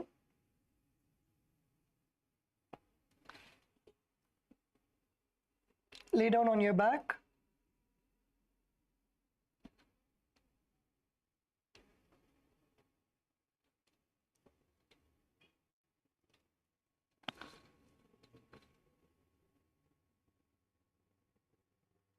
Relax your whole body.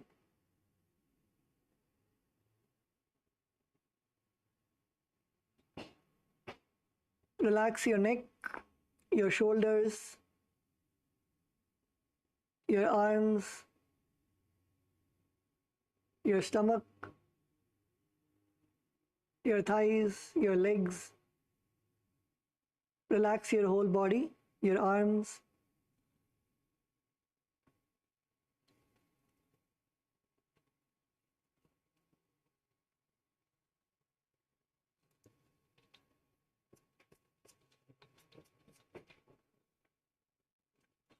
Feel the blessings, the energy of Swamiji, the grace and blessings of Swamiji entering your whole biomemory and muscle memory through the Nithyananda Yoga.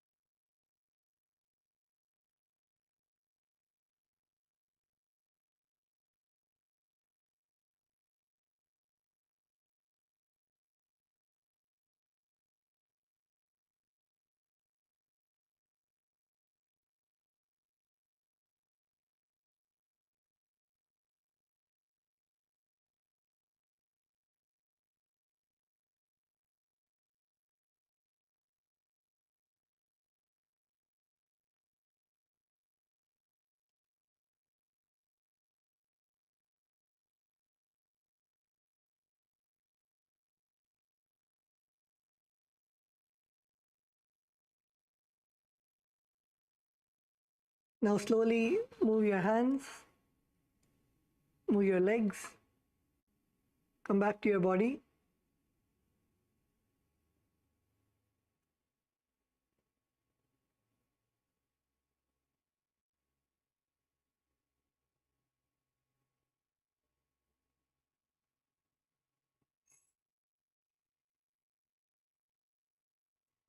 Bring your knees to your chest, hug your knees. Roll from side to side.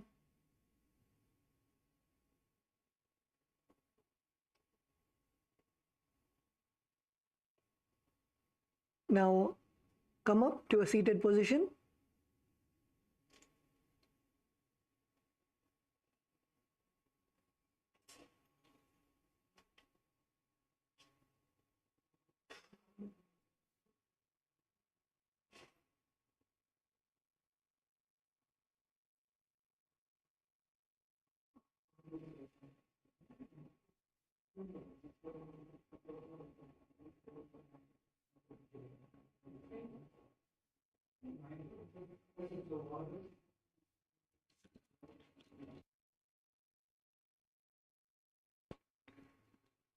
Yes, so now if any of the participants have any questions, you can come to the mic and share.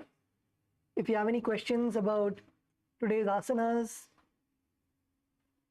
or the Nithyananda yoga? Yes, Kailasa Bolivia is raising the hand. Yes, please ask. Please come to the mic.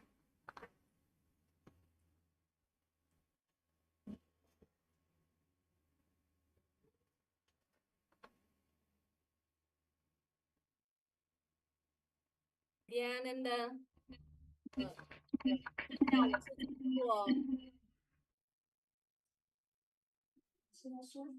做，我在做那个躺着，然后就这样找膝盖的那个位置的那个动作的时候，我就心慌的特别难受，所以说我就坚持不了几下，我就要停下来。你这样找膝盖，蹬自行车那个，不是蹬自行车前面，膝盖放手吧。OK，找耳朵，就是那样。找耳朵，对，我就心慌的难受。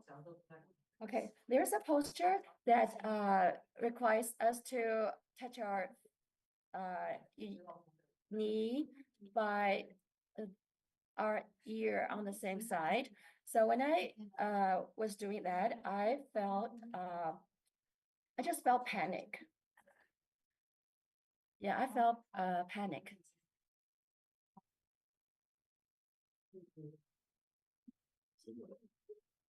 Yes, Do you ma. hear? Yes, ma. You can relax if you feel strain, or if you are not feeling comfortable, you can relax and do it slowly as much as possible.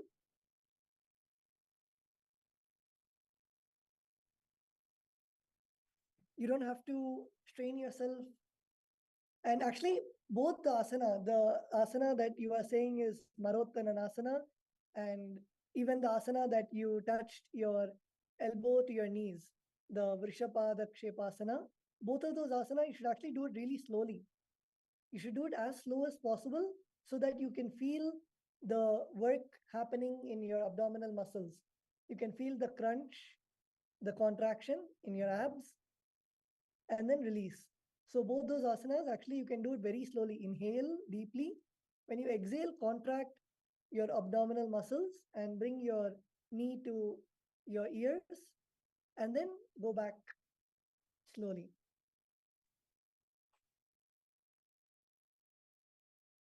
我是一直有这个心绞痛的这个毛病，就是会有影响做这个动作，对心脏病。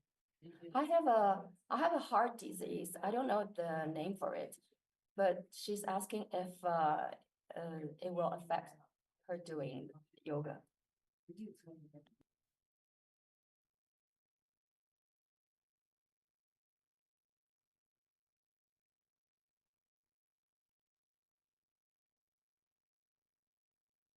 You can talk to your doctor, ma. If you have a heart condition, you can talk to your doctor. And if your doctor is okay with it, and if it's safe for you, then you can do the asana.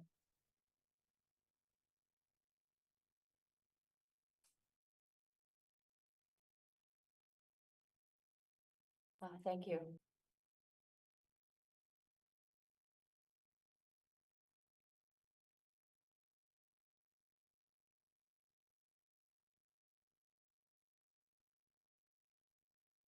Actually, just a general announcement to all the participants. If you have any heart disease, or if you're pregnant or any other condition, please, you can consult with your doctor if the asana is safe for you to do, and then you can do the asana. Please do not strain yourself or hurt yourself in any way.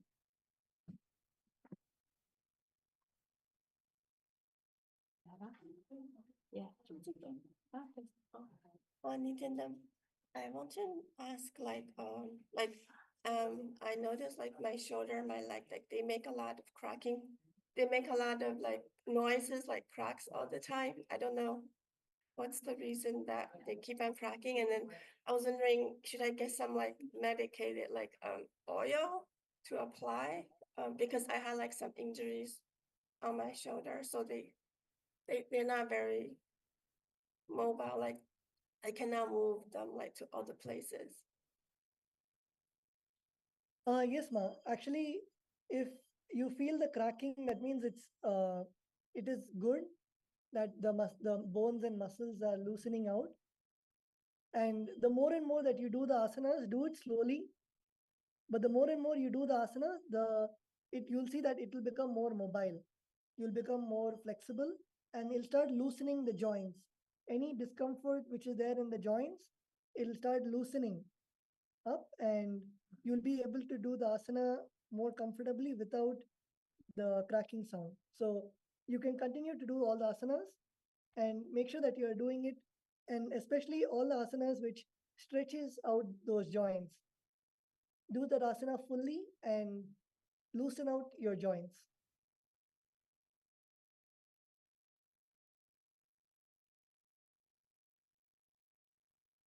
Is there anything that I should eat or put on them? Like, is anything I should eat or apply on my body to make the joint better and healthier and more flexible?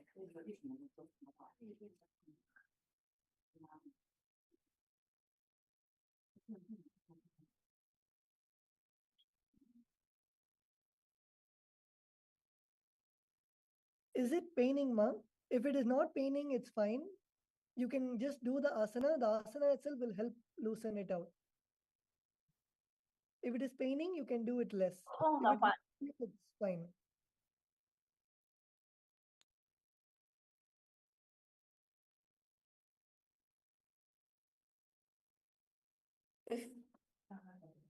Before it was pain, but now it doesn't pain. I just can't move them, but I don't have pain. Yes, that's good, ma. That's good. If it is not paining, continue to do the Nithyananda yoga, and you will see that the joints will loosen by itself as you perform the asanas.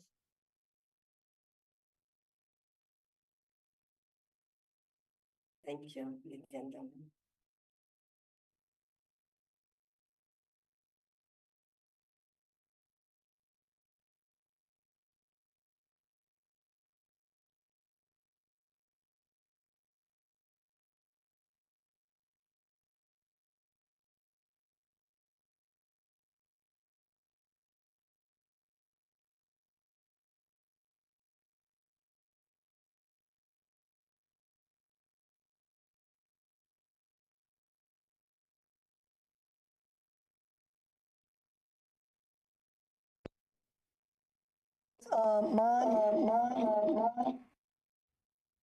Ma Jnanalakshmi has a question.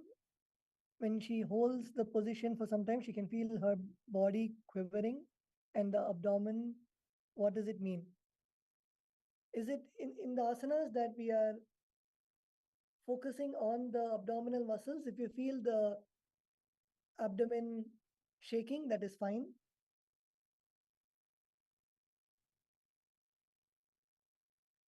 If you feel the abdominal muscles shaking, it is fine.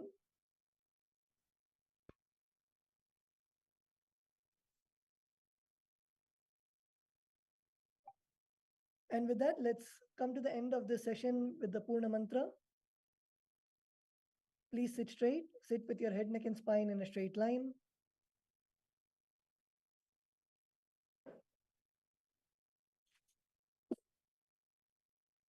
Bring your hands to the Atmanjali Mudra and close your eyes. Om Purnamada Purnamidam Purnat Purnamudachyate Purnasya Purnamataya Purnameva Vashishyate Om Shanti Shanti Shanti Hari Om Tatsat Sarvam Bhagavat Shri Nithyananda Paramashiva Paduka Pranamastu Om Nithyanandam. Yes, thank you everyone. Nithyanandam. For this Shivaratri, meditate on this light, intense light, which makes you feel very pleasant in the body, and that heat which is very pleasant.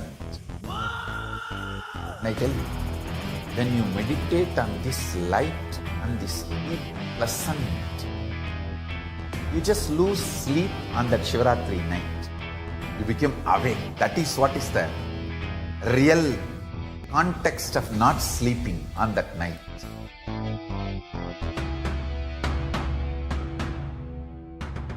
வான்வரையிலும் வளர்ந்த ஜோதி ரூபனே, தேன் சுவை தரும் தமிழின் தலைவனே, மான்மழுவினை ஏந்தி நிற்கும் ஐயனே, கைலாசம் தந்த நித்யானந்தனே. நித்யானந்தம் நித்யானந்தம் அண்ணாமலையே சிவரூபமாய் வீற்றிருக்கும் குரு நித்யானந்தமே. நித்யானந்தம் நித்யானந்தம் அண்ணாமலையே சிவரூபமாய் வீற்றிருக்கும் குரு நித்யானந்தமே. நித்யானந்தம் நித்யானந்தம் அண்ணாமலையே சிவரூபமாய் வீற்றிருக்கும் குரு நித்யானந்தமே. நித்யானந்தம் நித்யானந்தம் அண்ணாமலையே சிவரூபமாய் வீற்றிருக்கும் குரு நித்யானந்தமே.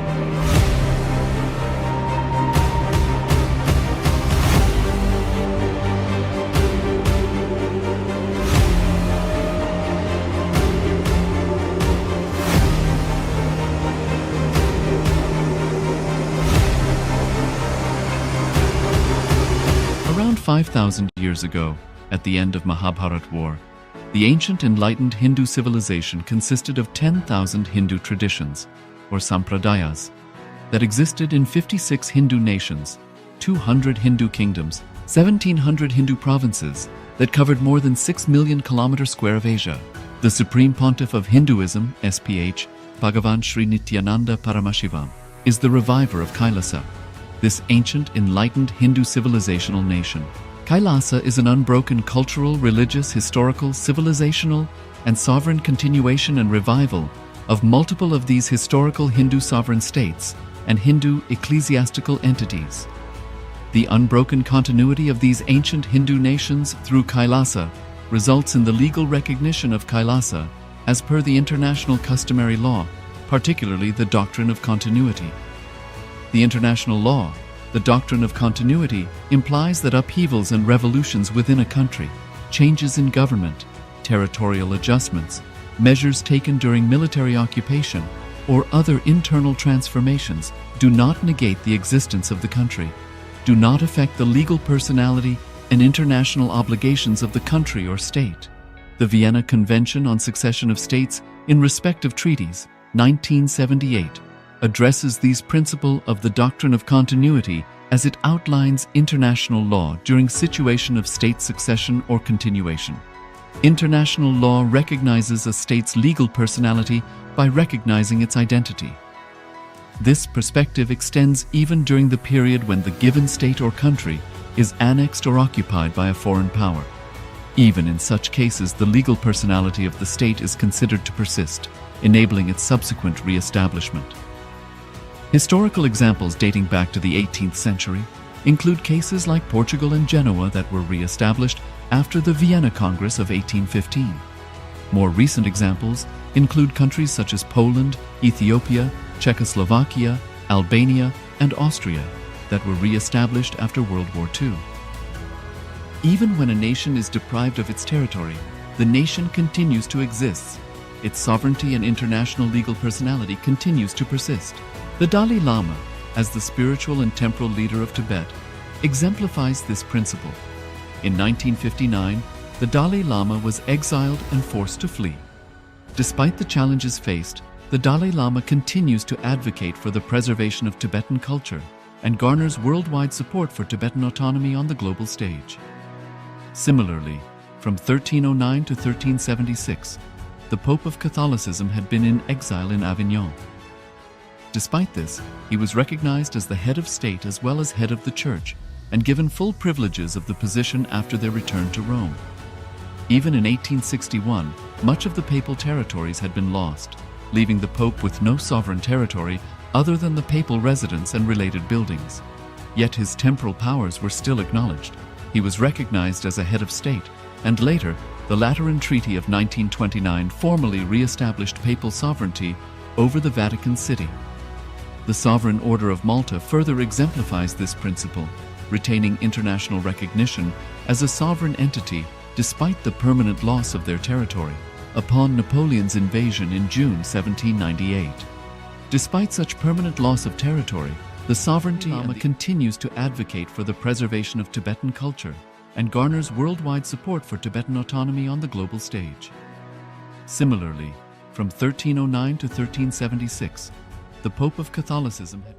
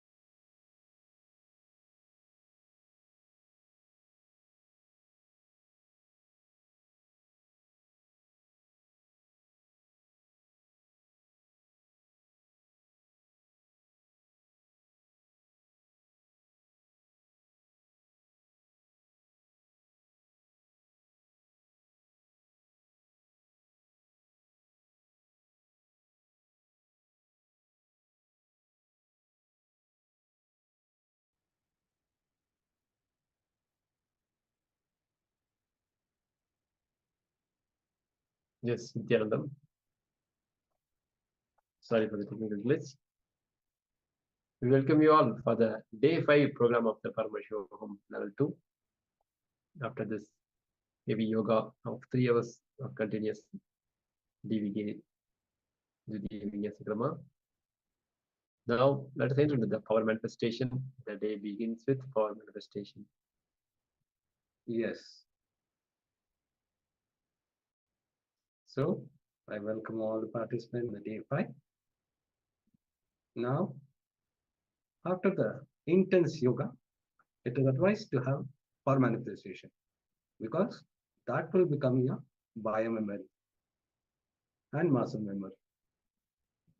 So I request all the participants to blindfold yourself, sit straight with your head, neck, and spine.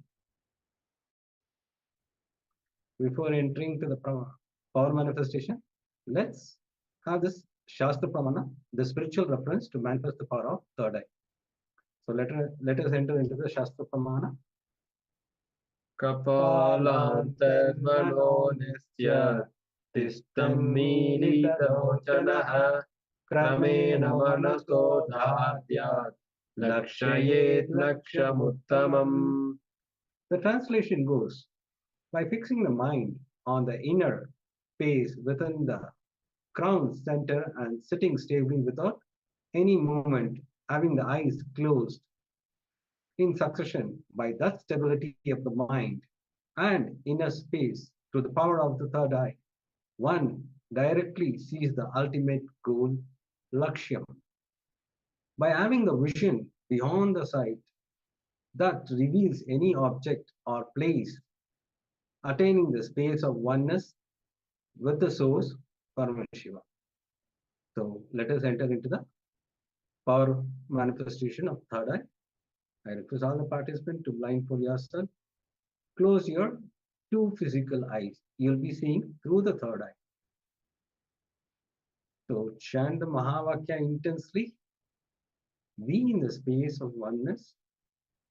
From the space of oneness, request Swamiji to reveal whatever is being projected through the third eye.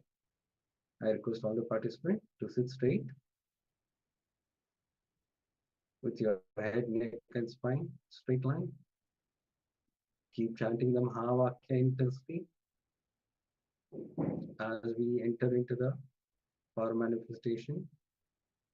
Om Nithyananda Paramashivoham. Om Nithyananda Paramashivoham. Om Nithyananda Paramashivoham. Om Nithyananda Paramashivoham. Om Nithyananda Paramashivoham. Nithyananda Paramashivoham.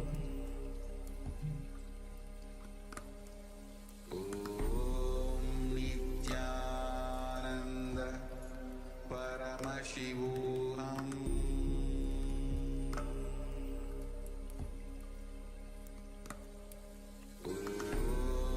Nithyananda Paramashivoham.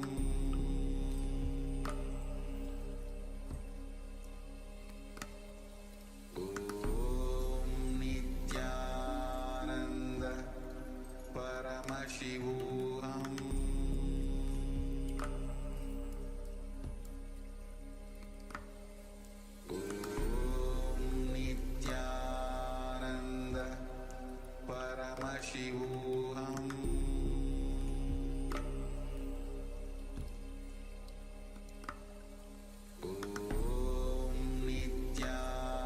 Nithyananda Paramashivoham.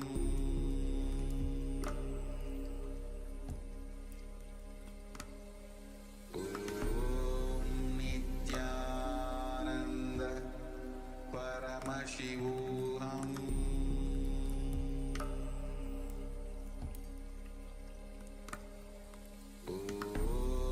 Nithyananda Paramashivoham.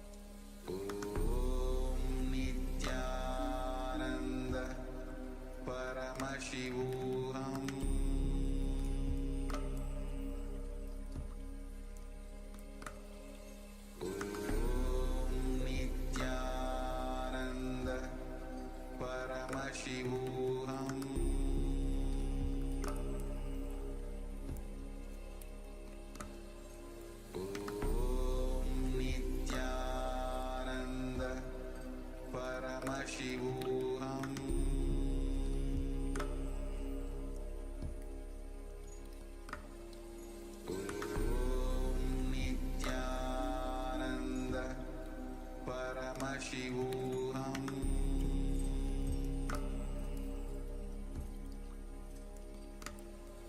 Om Nithyananda Paramashivoham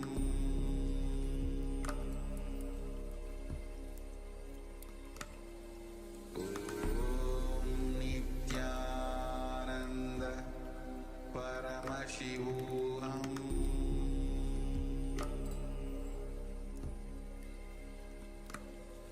Om Nithyananda Paramashivoham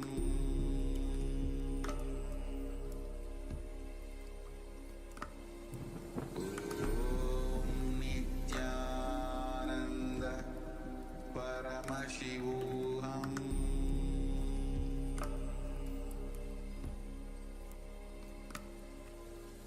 Om Nithyananda Paramashivoham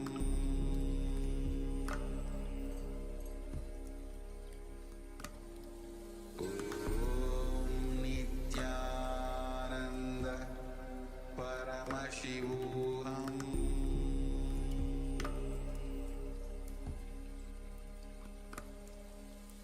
Om Nithyananda Paramashivoham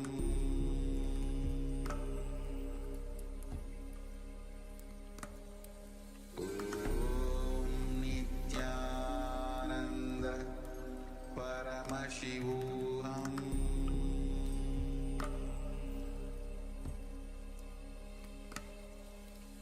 Om Nithyananda Paramashivoham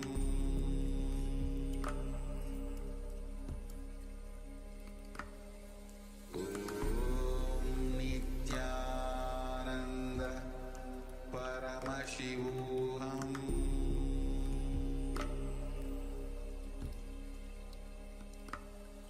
Om Nithyananda Paramashivoham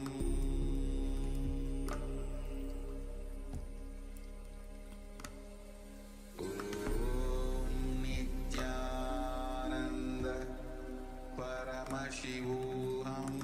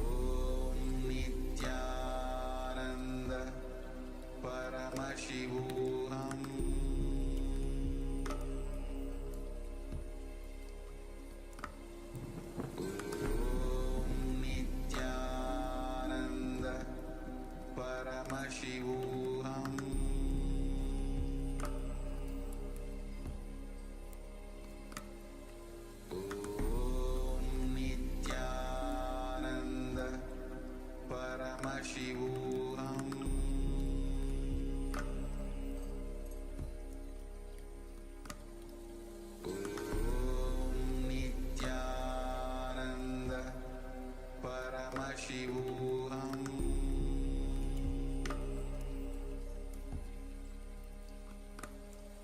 Om Nithyananda Paramashivoham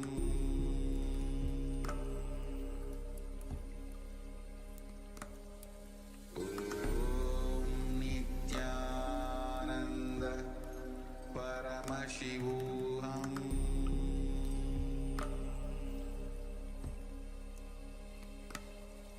Om Nithyananda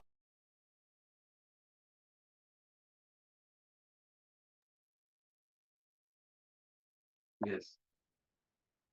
Now, I request all the participants slowly open your eyes with deep gratitude and surrender. Whatever Swamiji revealed through the third eye, you can put it in the chat. I request all the participants. Whatever Swamiji revealed through the third eye, you can put it in the chat so that we can help you in the power manifestation.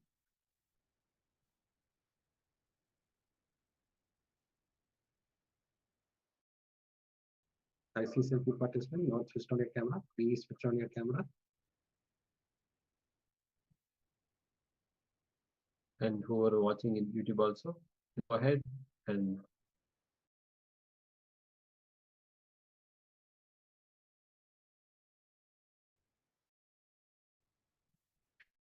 if you're following the program in the YouTube, please go ahead and put your hands off the list.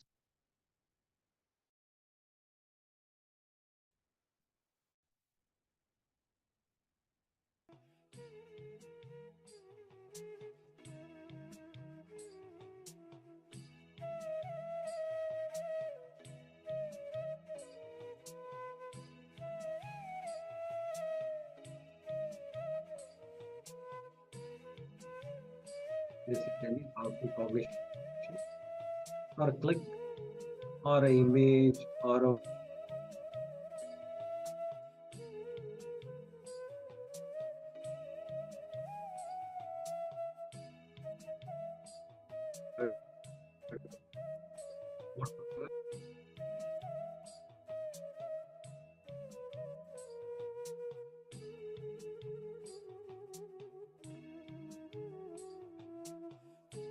yes, now we're going to project the image.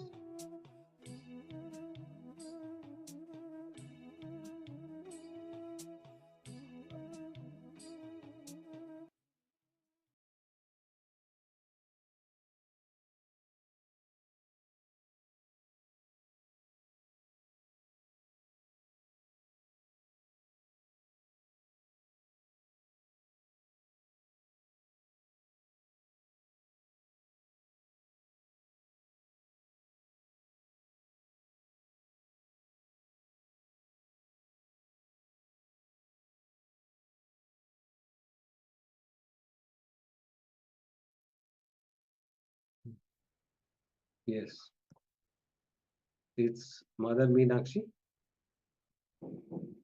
in a beautiful decoration. If you have seen this deity, the Mother Meenakshi, you can put it in the chat. Or a parrot, or a green color, or any other colors, or flowers, or jewels, you can put it in the chat.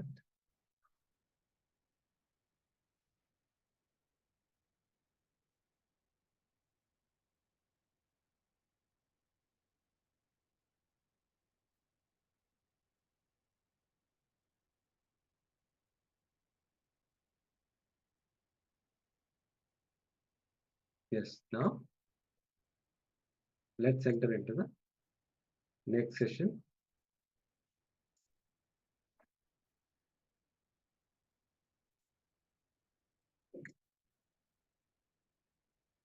Today we will be working on Vak Shakti. The whole day we'll be working on Vak Shakti, initiation to develop Vedic mind. Today we'll have Mahasadashivamurti Darshan. And the whole session will be working on Vak Shakti.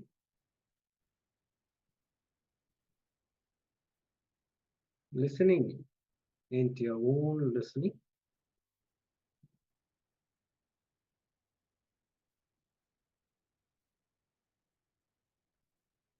Yes, I request all the participants to get your book and pen.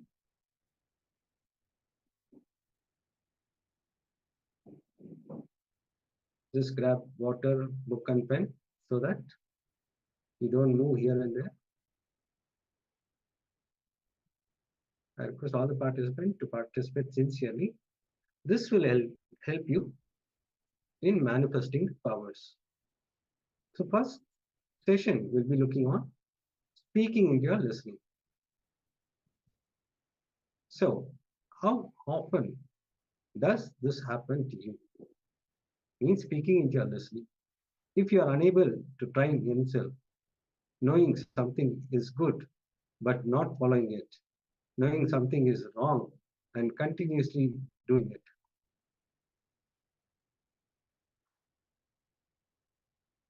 When you are not able to speak into your listening, you will not have any respect for your thinking. Understand?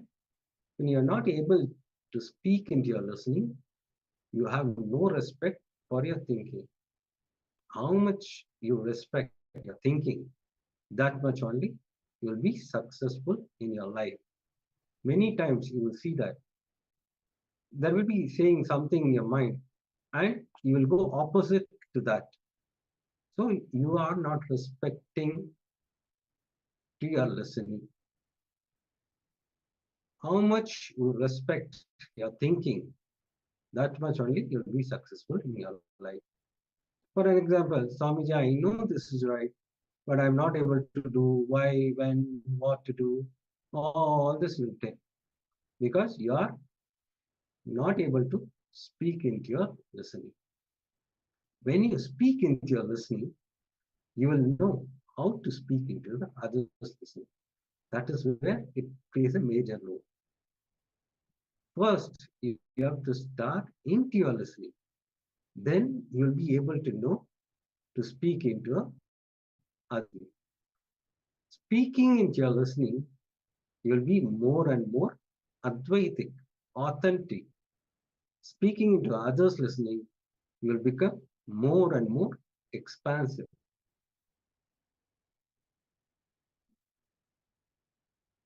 Speaking into your listening and others' listening is a simultaneous process. Understand? Speaking into your listening and others listening, simultaneous process, not part by part. It's a simultaneous process.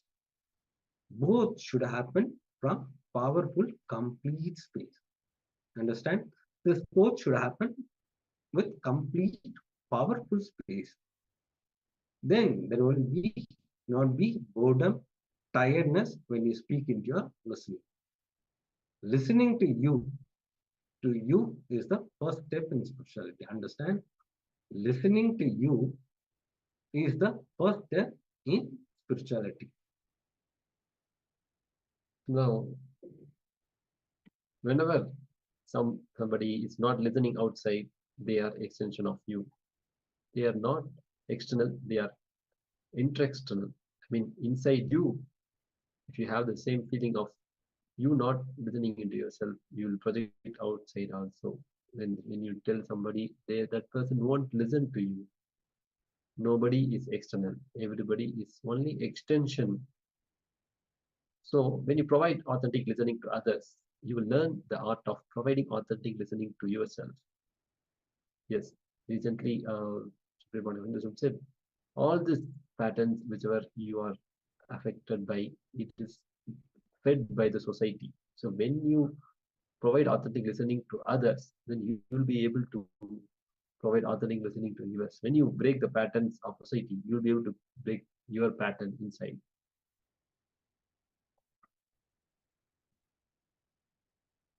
Now let us contemplate on this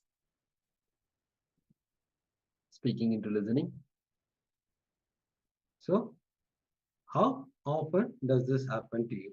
Just contemplate on this. How often this happened to you? You are unable to try yourself. knowing something is good but not following it, and knowing something is wrong and continuously doing it.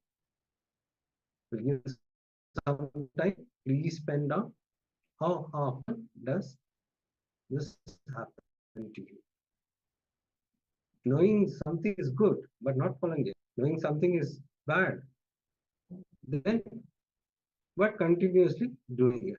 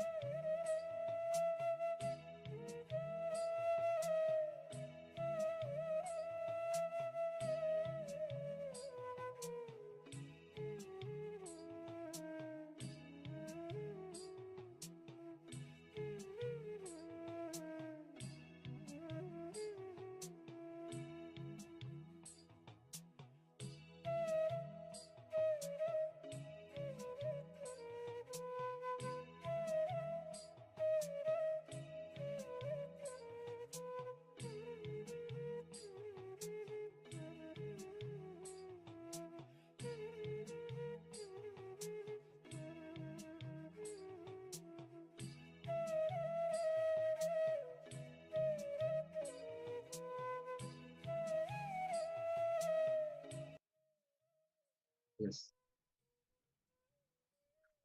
Now,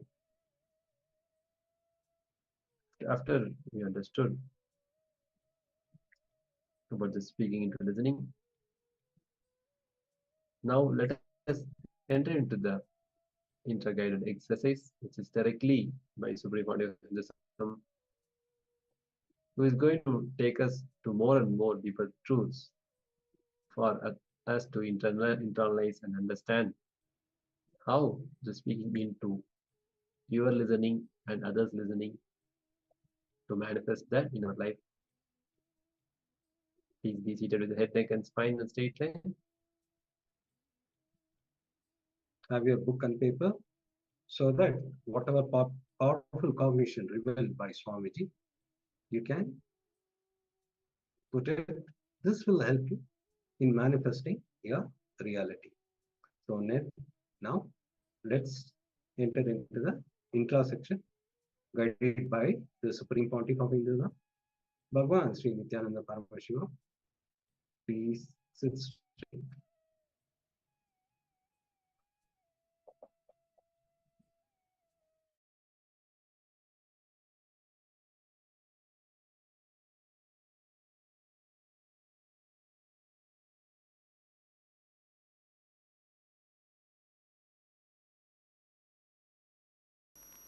Listen, today I am going to teach you a very important method called speaking into your listening. Please listen. Listen to these words. Speaking into your own listening. Many times people tell me, Swamiji, I know this is the right path, but I am not able to do. Why? What to do? Addictions. Unable to train yourself. Knowing something is right and not doing it. Knowing something is wrong and continue to do it. All this is because you are not able to speak into your listening. Means even you are not listening what you are saying. Am I right? Even you are not listening what you are planning. Even you don't have respect for your thinking. Then who will respect your thinking? How much your thinking is respected, that much you will be successful in your life. That's all. Understand?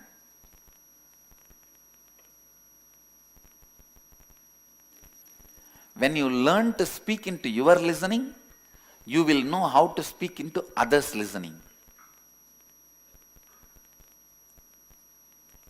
Today I am going to teach you both.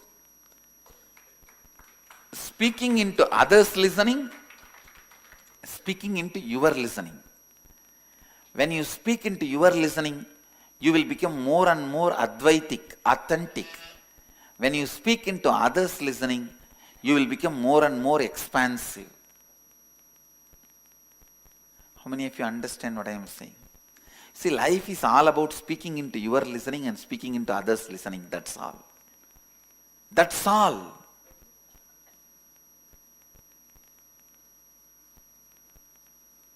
Nothing else. It is not just because I am in the speaking profession. Whatever may be your profession, it is nothing but speaking into yours listening, speaking into others' listening. Whether your family, love, life, friends, partners, business, team, wherever. Life is nothing but speaking into your listening and speaking into others' listening. Am I right? I have seen two doctors passing out from the same college. After 10 years, one is the owner of chain of hospitals. The another one is sitting in the same old village and reading the same old Hindu newspaper with a big glass, having patients come to remove the teeth for 5 rupee, injection 7 rupee. Same.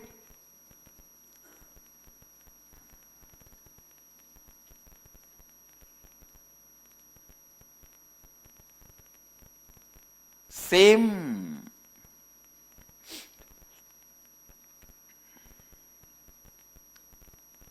profession, if you are not able to speak into others listening, how you practice, if you are able to speak into others listening, the way you practice is totally different. How many of you understand what I am saying? So today, practicing to live, practicing our ability to speak into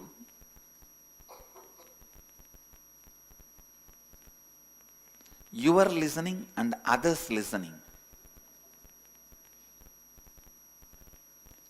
What do you think as the ultimate reality in your life? Can anyone shout out? Just shout out from there.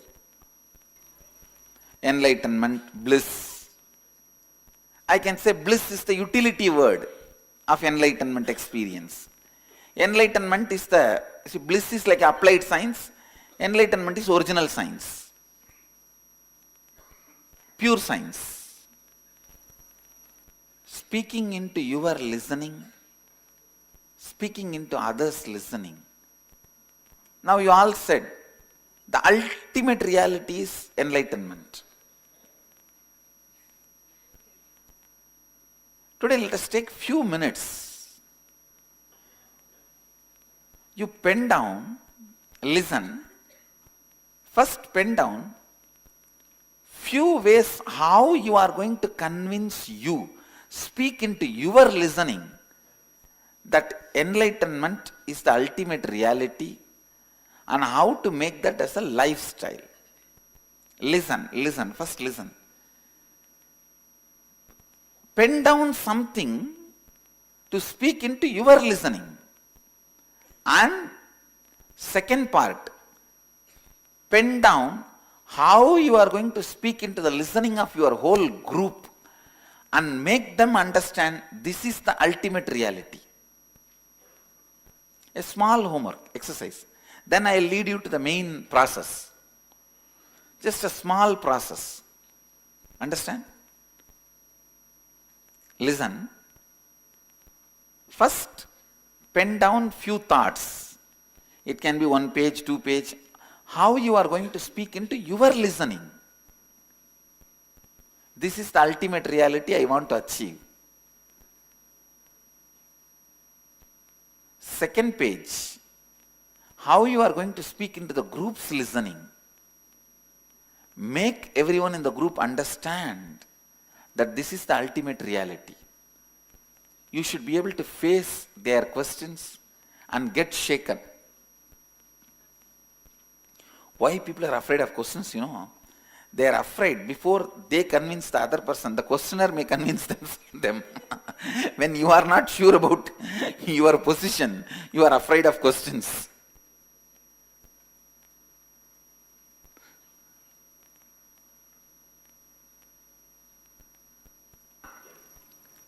Few minutes, shall we do this homework?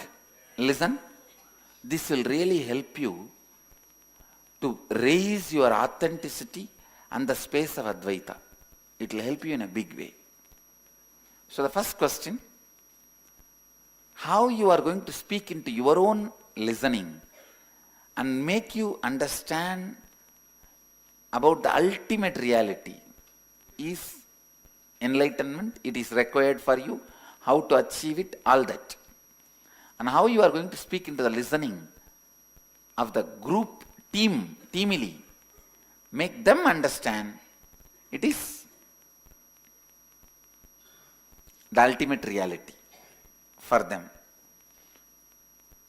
So each question at least answer in 1 full page.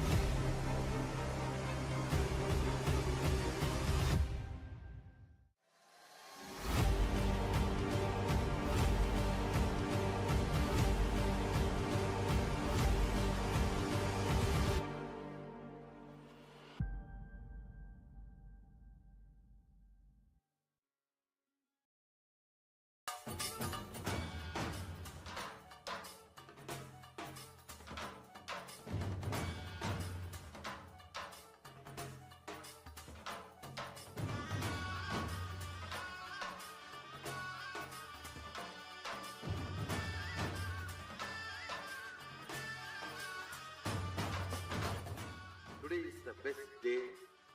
Sadashiva appears for Brahma and Vishnu early morning in the form of light shaft. Means the consciousness which is beyond time and space enters into time and space. Sadashiva declares, let me become many to celebrate myself. So morning we celebrate he becoming many. You can see every deity, every god, we go on light the lamp. So each, the Sadashiva himself becomes many. So whole campus we went round. It was such high energy. So again the many becomes one. Not only spiritually, even socially, this celebration forms a very important part of my life. Because this is the only celebration I enjoyed from my birth, at least in this body.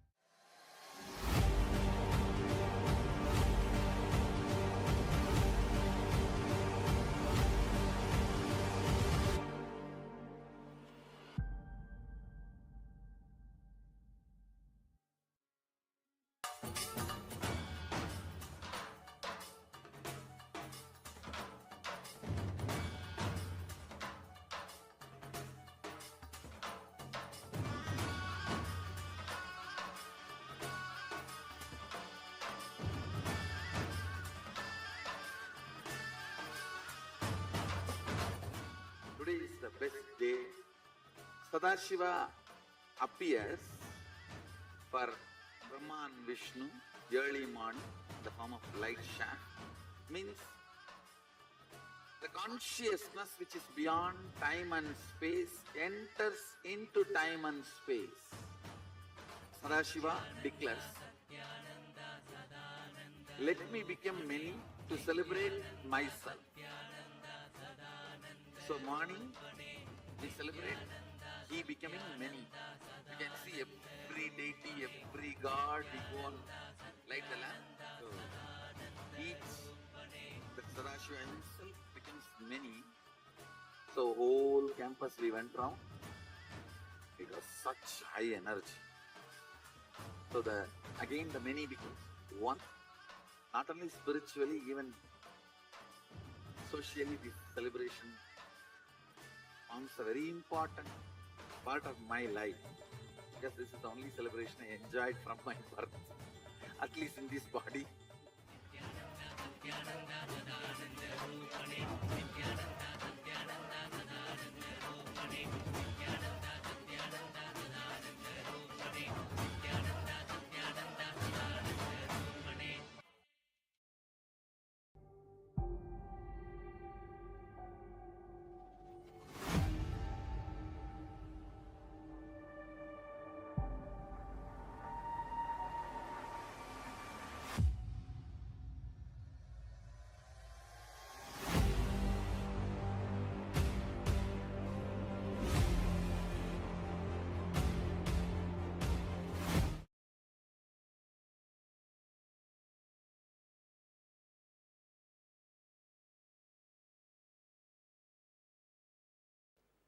Please understand few basic things about communication. This is one of the thing which you do in your whole life but never get trained.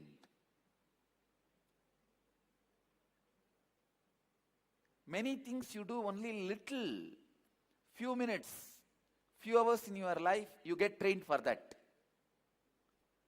For example, eating.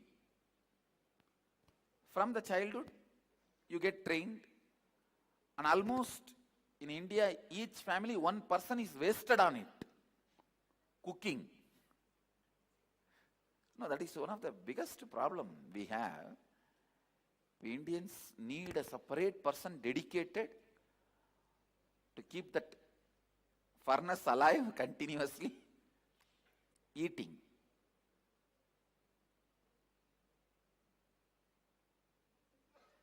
Of course, seeing does not need any training. Listening does not need any training unless the spiritual listening. The simple listening does not need any training. Of course, the touch, you guys have too much training. Even though whole day is not spent in that, but too much training. But the speaking, even though your whole life is dependent on it, whether you make your life or break your life, it is all in your tongue. I can say this whole Sangha stands on the 2-inch tongue. Not only for me, for every one of you, whatever may be the profession you are in, whether you are a lawyer or engineer or doctor or a teacher or in a clerk or in a profession where you think you don't need to even open your mouth, you just need to put your head on the computer and work, even then your talking plays a major role about who you are going to become outside you and inside you. How many of you understand this one idea? I'll give you an example. Any of you think, no, in my lifestyle, my profession, talking is not at all a part? Can you raise your hand? So, see, all of you understand. Such a vital part. Unfortunately, we never had a training. Maybe few of you would have had 1 or 2 corporate trainings where that fool himself will not know what is communication. One guy came to me and said, Swamiji, bless me for wealth. I said, Tathastu, I'll create the space for you. Suddenly, after a month or maybe few months after that, he comes with so much of jewels and a car, and he became rich. I asked him, what is the secret? How did you get? I know I have created a space, but how it has become reality, tell me. Means what method it became reality? He said, Lakshmi Yantra, Swamiji. I said, who gave you that yantra? No, I started giving to others.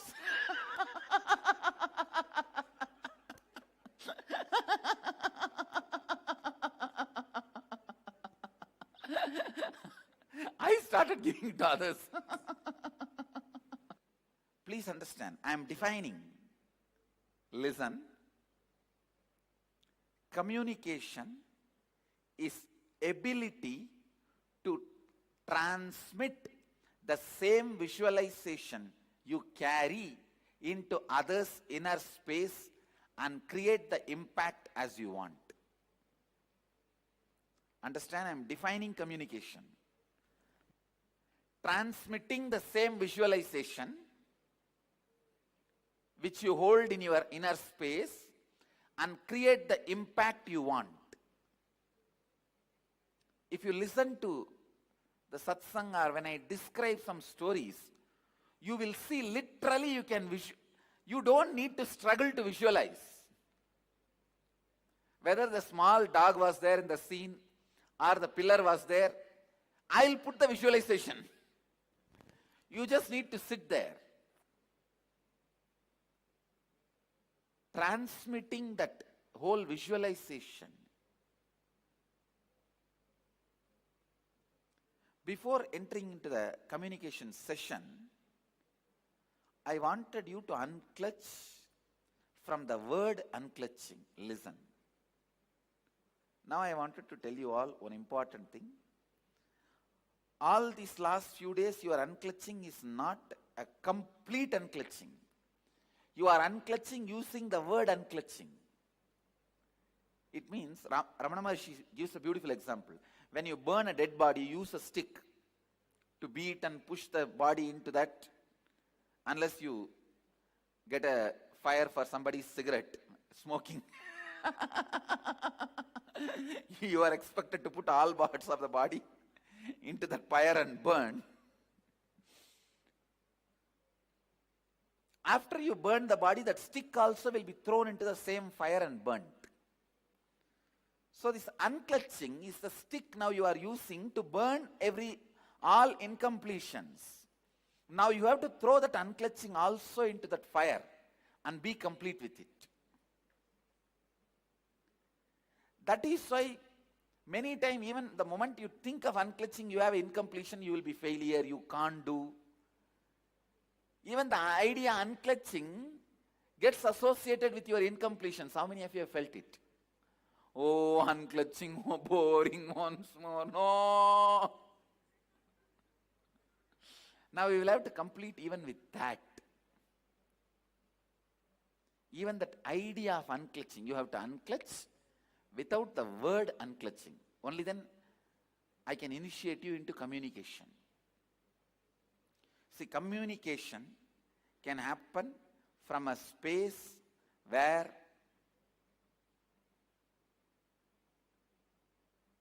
even incompletion about unclutching doesn't exist.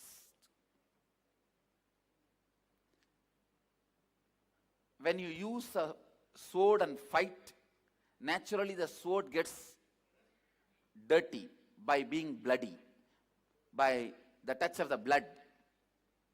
Same way, when you use the unclutching sword and complete many of your incompletions, that gets dirty. Even that has to be completed. Listen. Now listen to the instruction. Without even using the word unclutching. See, when you sit, some thought will come. You will say first, unclutch. Then 2 seconds maybe, there won't be any thought. Then again some other thought will come. Then again unclutch. Again some other incompletion will come. Again unclutch. After a few seconds, there will not be any incompletion other than this unclutch idea. Unclutch from that also. Means increasing the gap between one thought and the other thought. All of you understand? Please listen. Are you all listening? Listen. First, the word unclutch, unclutch.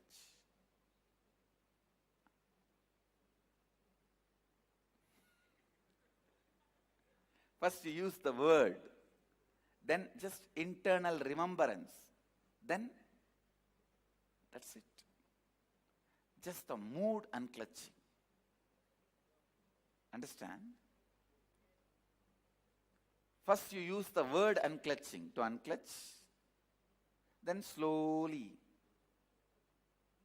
not even the word, just remembrance. Then just the mood unclutching. Again, if you are pulled out of your inner space and you go around in the incompletions, when you come back, unclutch.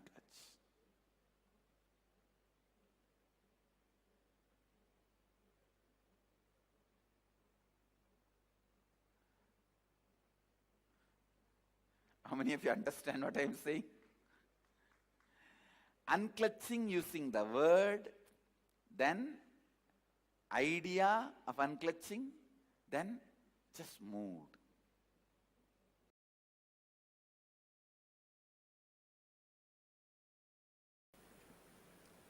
Our question is, dear Swamiji, as you say, facing fear is the only way to go beyond any fear. Kindly correlate practicing 4 tattvas and living without fear of any sort from now on. For example, from fear of public speaking going up to fear of death. You think public speaking is such a small fear? Aruna, you are wrong.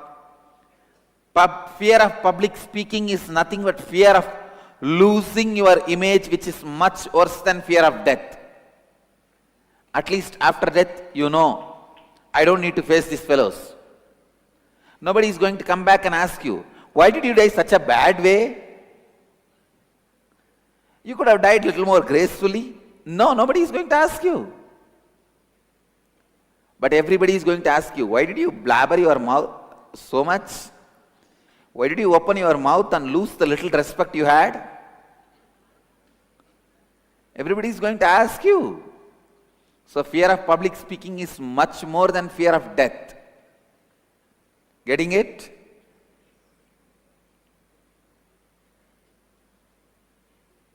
The statistics are right when they say fear of public speaking is the largest fear than fear of death. Fear of death comes only as second. The survey reports. Understand?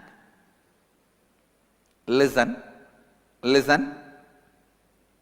When you face certain fear, I'll give you one example.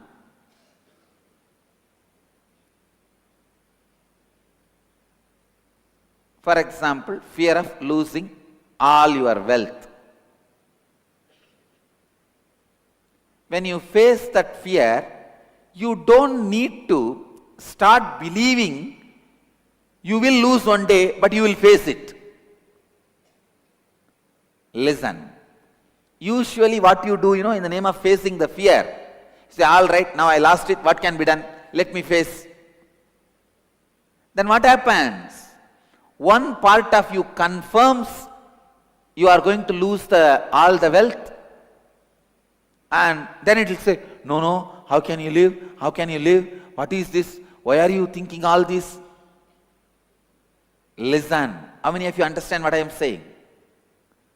So now you are caught between whether to accept you are going to lose the wealth one day, or just to hide and suppress. No, I am not going to lose. I am not going to lose. I am not going to lose.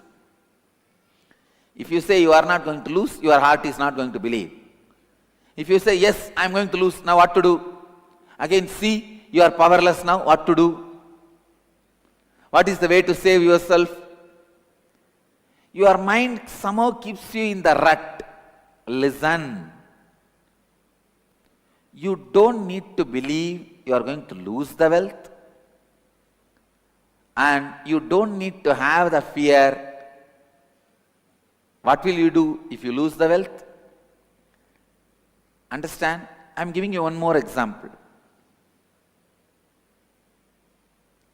Let me expand. First, when you have the fear of losing the wealth, go to the root when this fear started and complete with that root. Neither deny the fear nor say yes to the fear. Understand? When you have the fear, if I lose all my wealth, what will happen? Don't deny, no, I am never going to lose my wealth. No, don't tell that within you. And don't say, yes, I am going to lose the wealth, what can I do? Don't say that. Neither say yes nor say no to that fear. Go to the root of the fear and complete with it. How many of you are getting it? So how many of you are struggling saying yes or no to that fear? Whether you say yes or no, you are caught.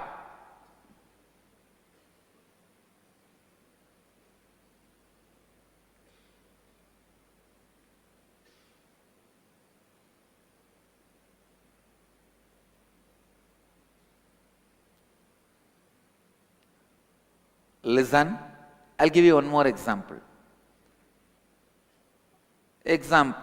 You went and did some crime.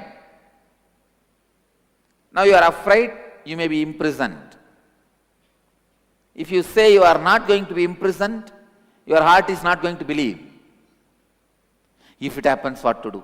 If you say, all right, if you are imprisoned, it's okay, you say, I'll face it. Then again, oh no, you see, you are so powerless, your life is gone. What will happen to this? What will happen to that? What will happen to wife? What will happen to child? What will happen to your life? You are in depression. How many of you struggle with the saying yes or no? Both leads to struggle. Saying yes or no both leads to powerlessness. Raise your hand. That is why I am telling you, fear is the most cunning guy. Whether you say yes or no, you are in mess.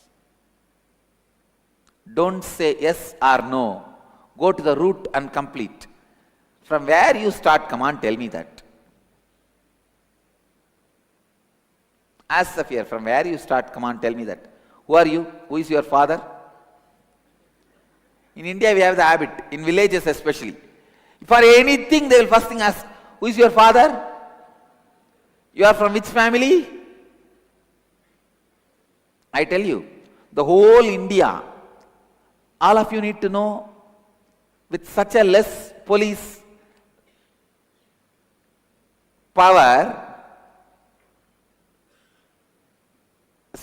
such a small land order infrastructure, India is the lowest crime rate in the whole world. Do you know that?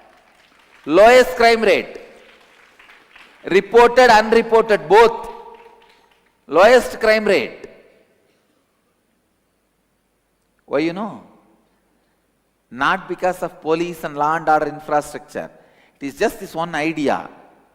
Who is your family? Hey, they will blame my family. They will blame my father. From which family you are? This is the first question they will ask. Even if you go to school late, the school teachers will ask, Yaar payandani? Are, who is my father? How is it going to affect me coming late to school a day?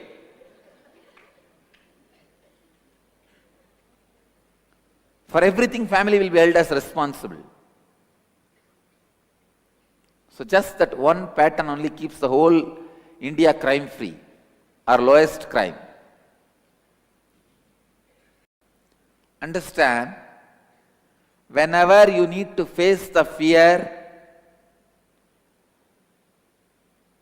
when I say face the fear, I don't mean accept the fear. No. Find the root of the fear and face it. Complete with it.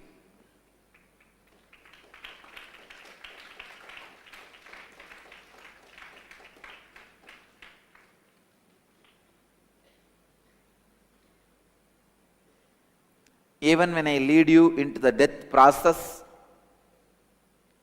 I am not making you accept what will happen to death. What will happen after death, let me accept. No. I am only guiding you into the root of death fear and completing it. Now study the whole death meditation. What answer do you get? Do you get any answer for what will happen after death? No. I am not interested in giving you the answer for what will happen after death. I am only interested in from where this fear started, leading you there and completing it.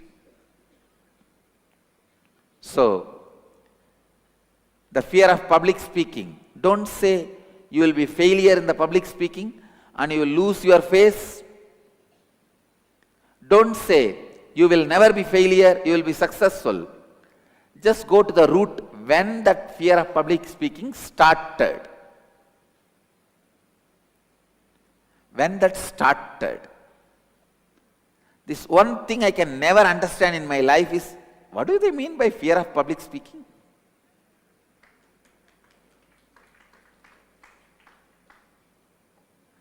Once I asked one fellow, you should receive enlightenment. When are you going to receive? He said, tell me, Swamiji, which shop it is available, I will go and receive.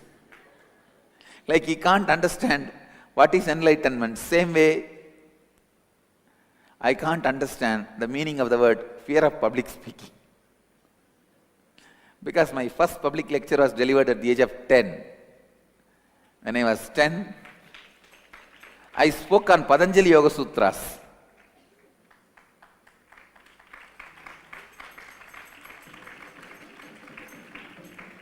And now 35, last 25 years, I am continuing to be in the public, and only last 10 years we started video recording the satsangs, but otherwise my public life is 25 years.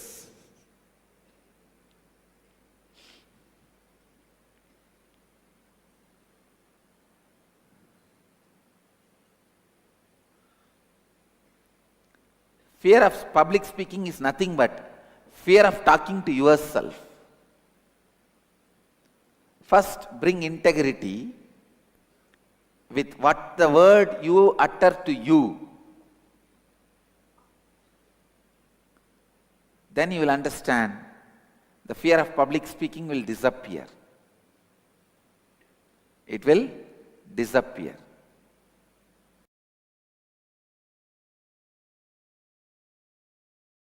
Please understand, let your every decision, every moment, every action, every moment, every word, every moment be aligned to what you authentically listened and what you authentically internalized.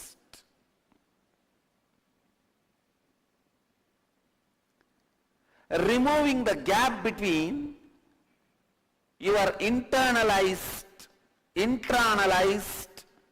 great truths and your living. Please understand.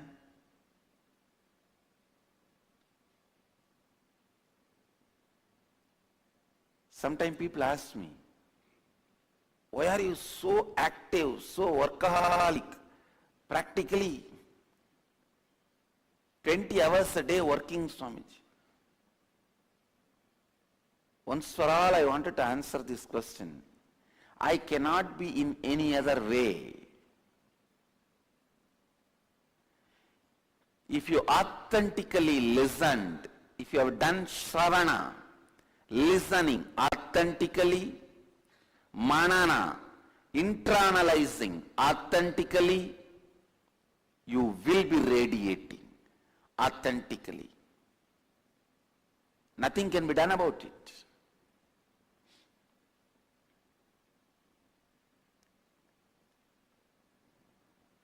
When the shravana, listening, and manana,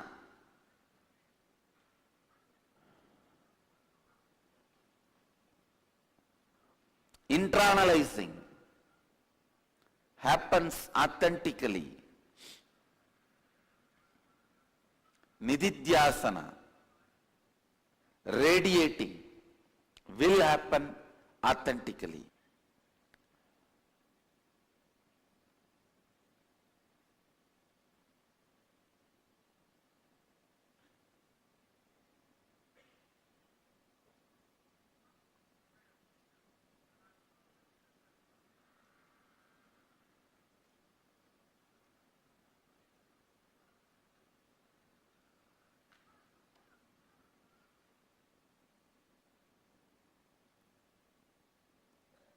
Internalizing and radiating.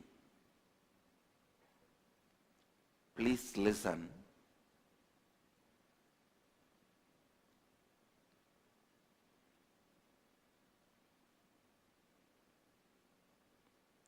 Your life need to be constantly powerful. You should be living to do what you want. You should be talking to get the result of what you want. You should be talking to move the other person the way you want. You should be talking into the listening of the listener. You should not be talking, fighting with the patterns of the listener. You should be talking into the listening of the listener. When will that happen? If you are established into your listening, you will talk in other person's listening.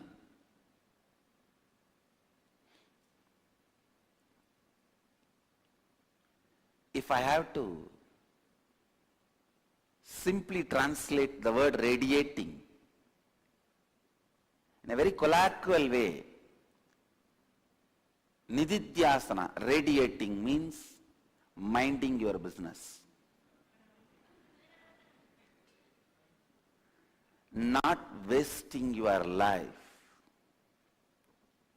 Laziness, boredom, diversion does not have a place in your life when you are radiating.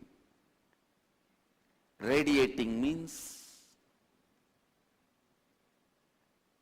radiating. It's a straightforward. Radiating means radiating.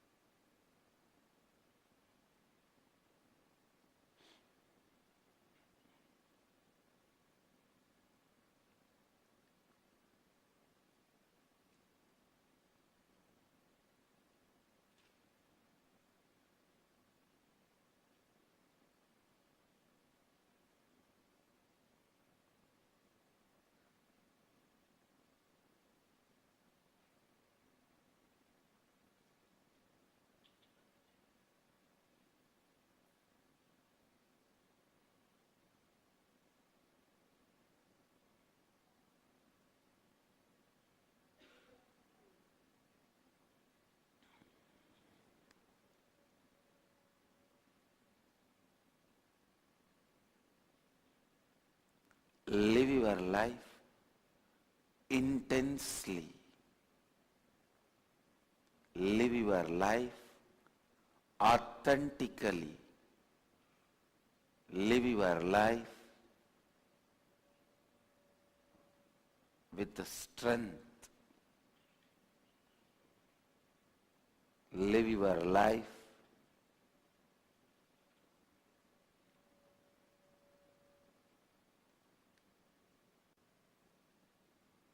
without confusion.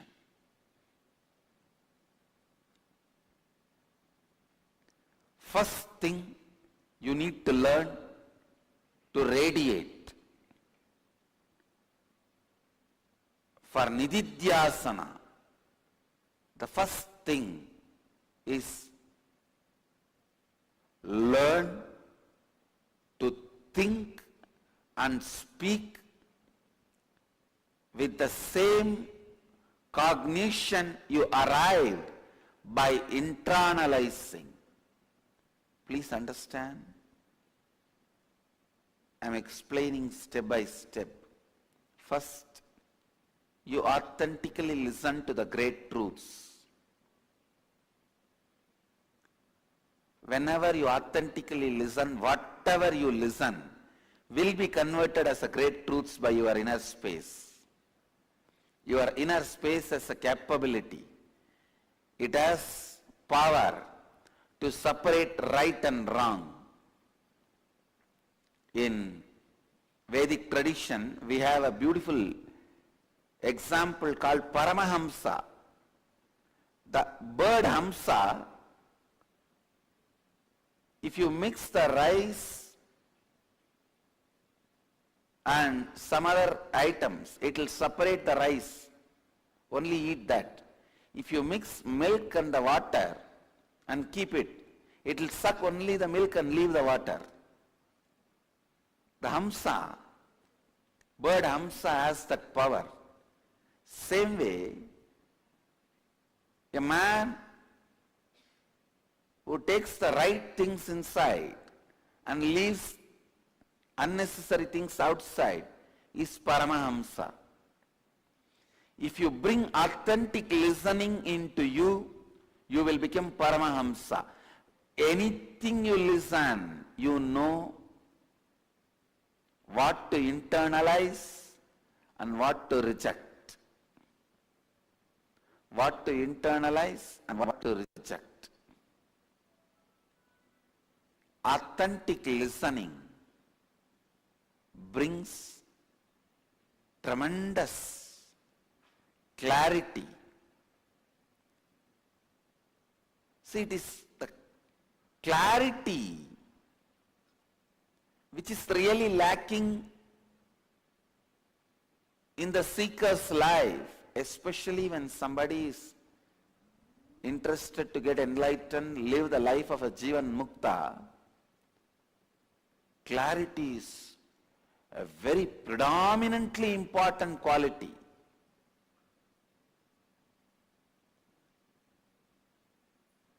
Very predominantly important quality. Please listen. Clarity. Shankara has written a separate book on this subject, Viveka Chudamani. The whole book is on clarity. Authentic listening leads to clarity, and internalizing, manana, leads to cognitive shift. If you don't live that cognitive shift powerfully, you will lose it. Please understand. Powerfully living the cognitive shift is what I call radiating. I tell you, how to find out whether you are radiating or not. Simply life around you will constantly be getting enriched. That is the signal. If the constant enriching is happening, then you are radiating. Around me, whether you are 6 or 60, 8 or 80, you can't go without getting enriched.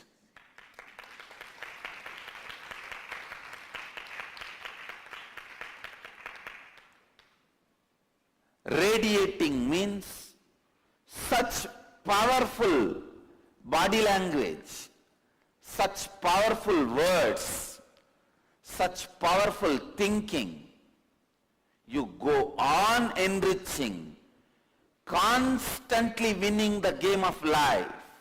I am telling you, neither you can 100% speak into your listening, nor you can 100% speak into others' listening, because you are off, others are off. When you can speak into your listening, other listening, authentically, only then you will be able to speak into your listening 100%, others listening 100%. How many of you are thinking, first I will speak into my listening 100%, then I will speak into others' listening? Raise your hand. It is foolish. How many of you are thinking, I will speak into others' listening, I don't care about speaking into my listening? Raise your hand. Again, this is foolishness. Understand? It is, you go on doing both becomes complete, perfect. Because you are not 100% stored in you. You think all your treasure is in your hand. Already some fellows have put the hole in your backyard and pulled out the treasury. You are only sitting safeguarding the front door. Because the front door is not opened, front door of the treasury is locked and you have the key, you are thinking your treasury is safe. Already some fellow has gone through the back door and drilled and pulled many things. You are sitting with the empty. You understand? Your 100% is not with you. Same way, your 100% is not with others. Still, at least the empty locker you are having and your key you are having. So, it has to be a simultaneous process, speaking into your listening and speaking into others' listening. Both should be from powerful, complete space. Listen, listen. Listen here. Say, how many of you listen? You feel, first let me completely speak into my listening, only then I will speak into others' listening. Raise your hand. Whenever you try to speak into others' listening, you will always carry the incompletion. I myself not complete. How can I speak into others' listening? Am I right? So that makes you powerless. All these people, I don't care about whether I am speaking into my listening. Let me speak into others' listening. Again, you are feeling powerless. How many of you are getting it? Actually, many times you speak into others' listening even though you are not convinced. You are not able to speak into your listening. Many times. When you try to make your husband disciplined, wife disciplined, look in. Are you convinced about that? No. So that time, again, because you feel you are not convinced but you are speaking into others' listening, you will be powerless. Both, if it is done as a part by part, it is powerlessness. Both done as a lifestyle out of powerfulness reaches completion. That is what I am saying. If you start doing, both is similar. Both have a strong connection. Listen. Please, all of you, look here. Can you all look here? Look here for a few minutes. I am giving you the tips for speaking into others' listening. Usually when you start speaking to others, you are always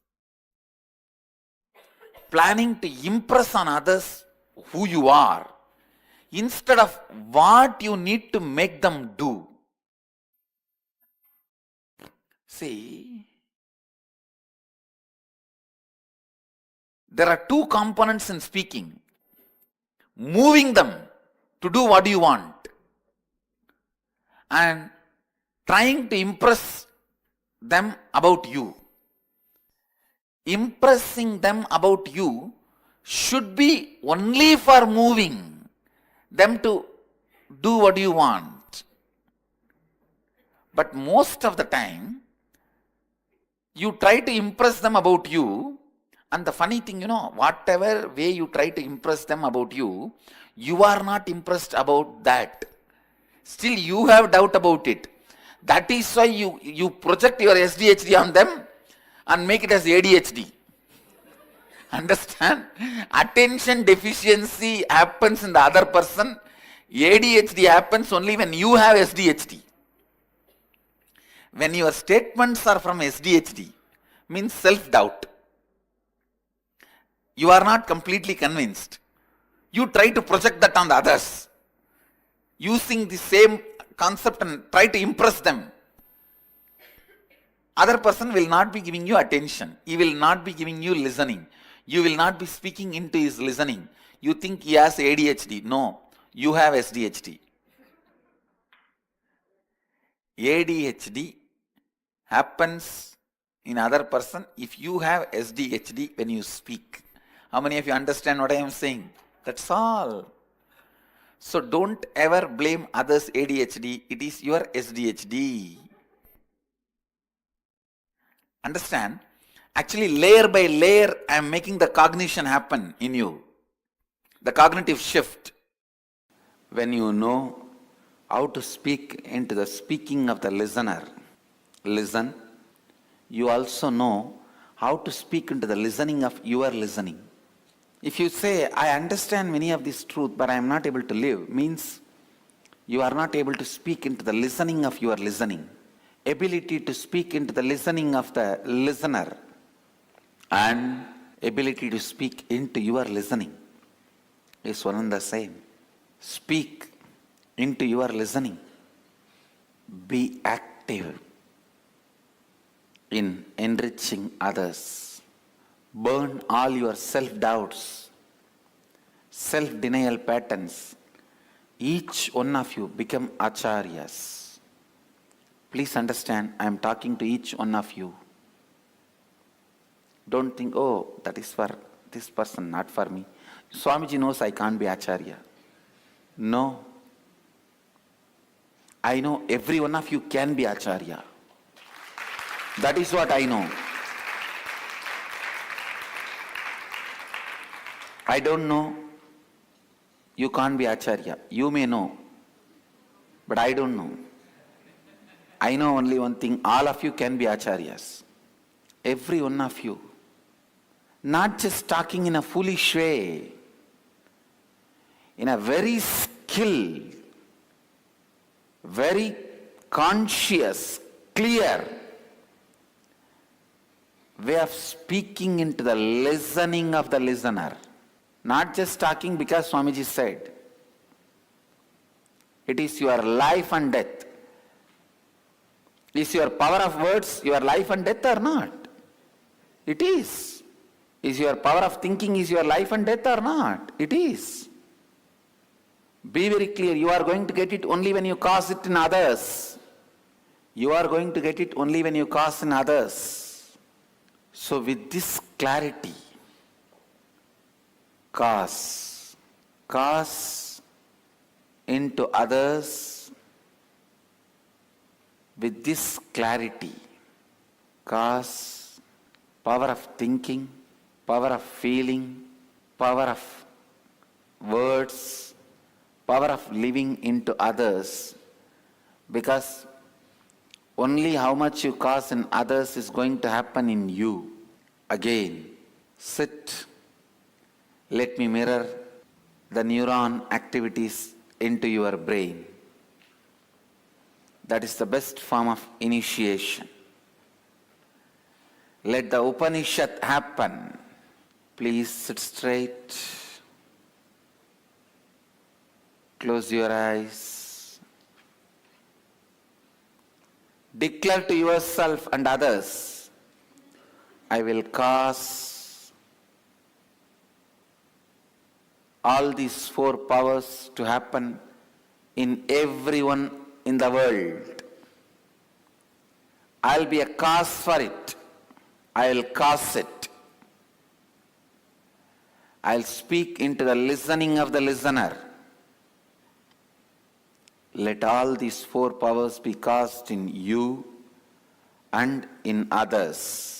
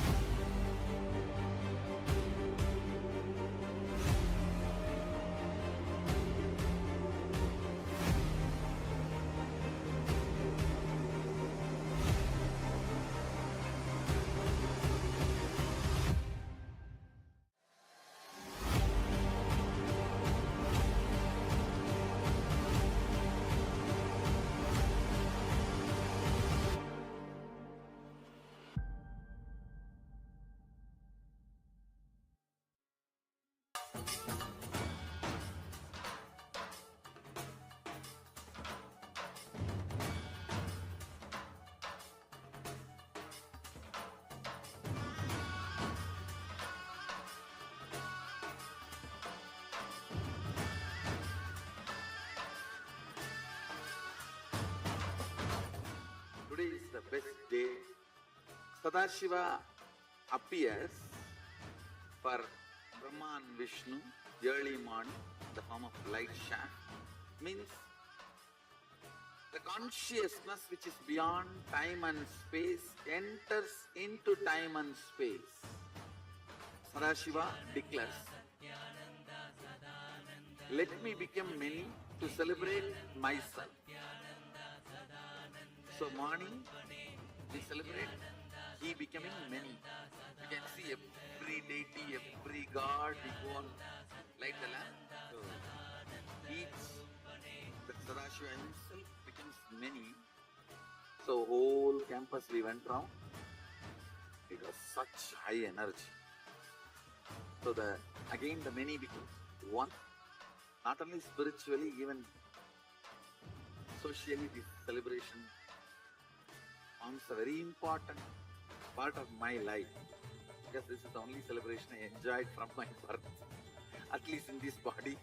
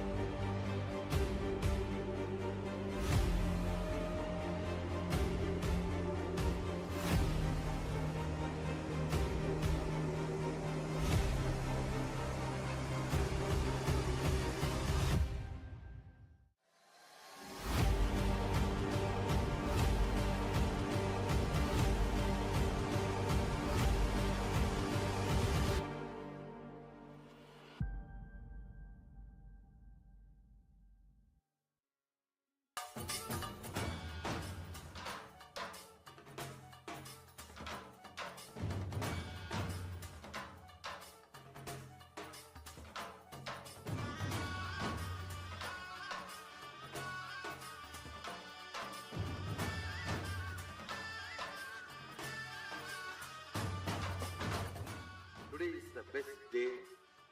Sadashiva appears for Brahma and Vishnu early morning in the form of light shaft.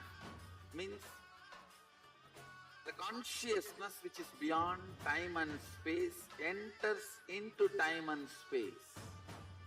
Sadashiva declares, let me become many to celebrate myself. So morning we celebrate he becoming many. You can see every deity, every god, we go on light the lamp. So the Sadashiva himself becomes many. So whole campus we went round. It was such high energy. So again the many becomes one. Not only spiritually, even socially, this celebration forms a very important part of my life.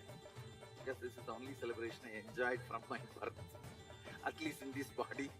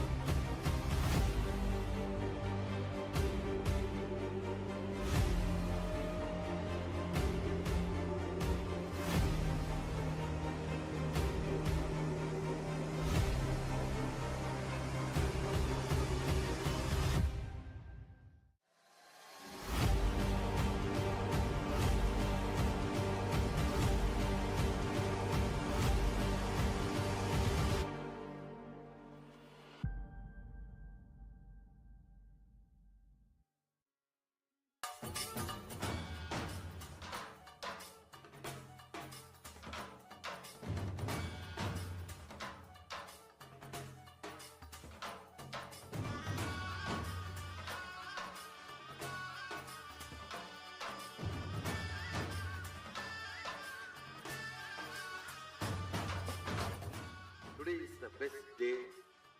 Sadashiva appears for Brahma and Vishnu early morning in the form of light shaft. Means the consciousness which is beyond time and space enters into time and space. Sadashiva declares, let me become many to celebrate myself. So morning we celebrate he becoming many. You can see every deity, every god, we go and light the lamp. So each, the Sadashiva himself becomes many. So whole campus we went round. It was such high energy. So again the many becomes one. Not only spiritually, even socially, this celebration forms a very important part of my life, because this is the only celebration I enjoyed from my birth, at least in this body.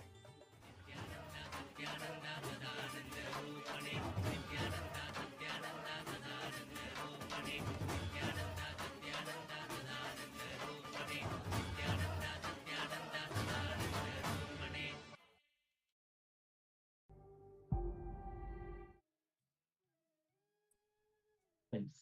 Nithyananda, everyone. Now we learn about listening to ourselves and listening to others. How is that related?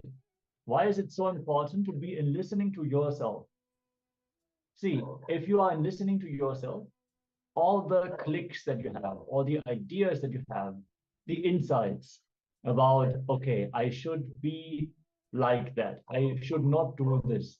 These insights, if you have listening to yourself, you will simply make them as your life. If you come to any conclusion, any powerful conclusion, you will simply make it as your reality. If you are not in listening with yourself, there will always be this voice in the back of your head saying, hey, so many times you tried stopping to smoke, you're not going to stop this time either. Like these kinds of thought currents. You have never been a tidy person. It's just going to stay like this. Like whenever you want to make a decision, there will be this part of you inside nagging you, making fun of even your declaration to change. So in this internalization exercise, we're going to go beyond this. First, we're going to identify the different situations where we were hearing but not listening. So identify all the incidents and situations where you were hearing but not listening. For example, while talking to your colleagues, they speak, what do you think about your next work? Or think in your mind, instead of listening to the video played during the session, how the acharya is speaking. During a conflict or argument with someone, you are thinking about your next reply instead of listening to what the other person says, etc. See, the first step is always Shravana, authentic listening, giving your active listening, not just hearing. Listening is when you remove all the ideas, all the concepts, all your knowledge that you already have, and you just take up the information first. If you don't do that, you will always immediately filter out information before you even receive the entire concept that the other person is trying to convey to you. So first, authentic listening without any judgment. Then manana, internalizing, intra-analyzing, analyzing for the sake of internalizing. So whatever you receive from that other person, churn it in your inner space and see what you can resonate with, what you can apply, what you can verify. So if you don't listen fully, you're going to miss what the other person is trying to say, trying to tell you. And then in the internalization, it doesn't mean that you have to accept everything that the other person is saying, but first you should hear what they want to tell, right? First you should grasp what is it that they want to convey. Then you can go and analyze it, see how much truth is in there. But if you don't listen from the get-go, you won't be able to even cognize what they are actually trying to convey to you. So look into all the incidents and situations where you were hearing, but not listening. Let us take a few moments and get ready for the first step of this exercise.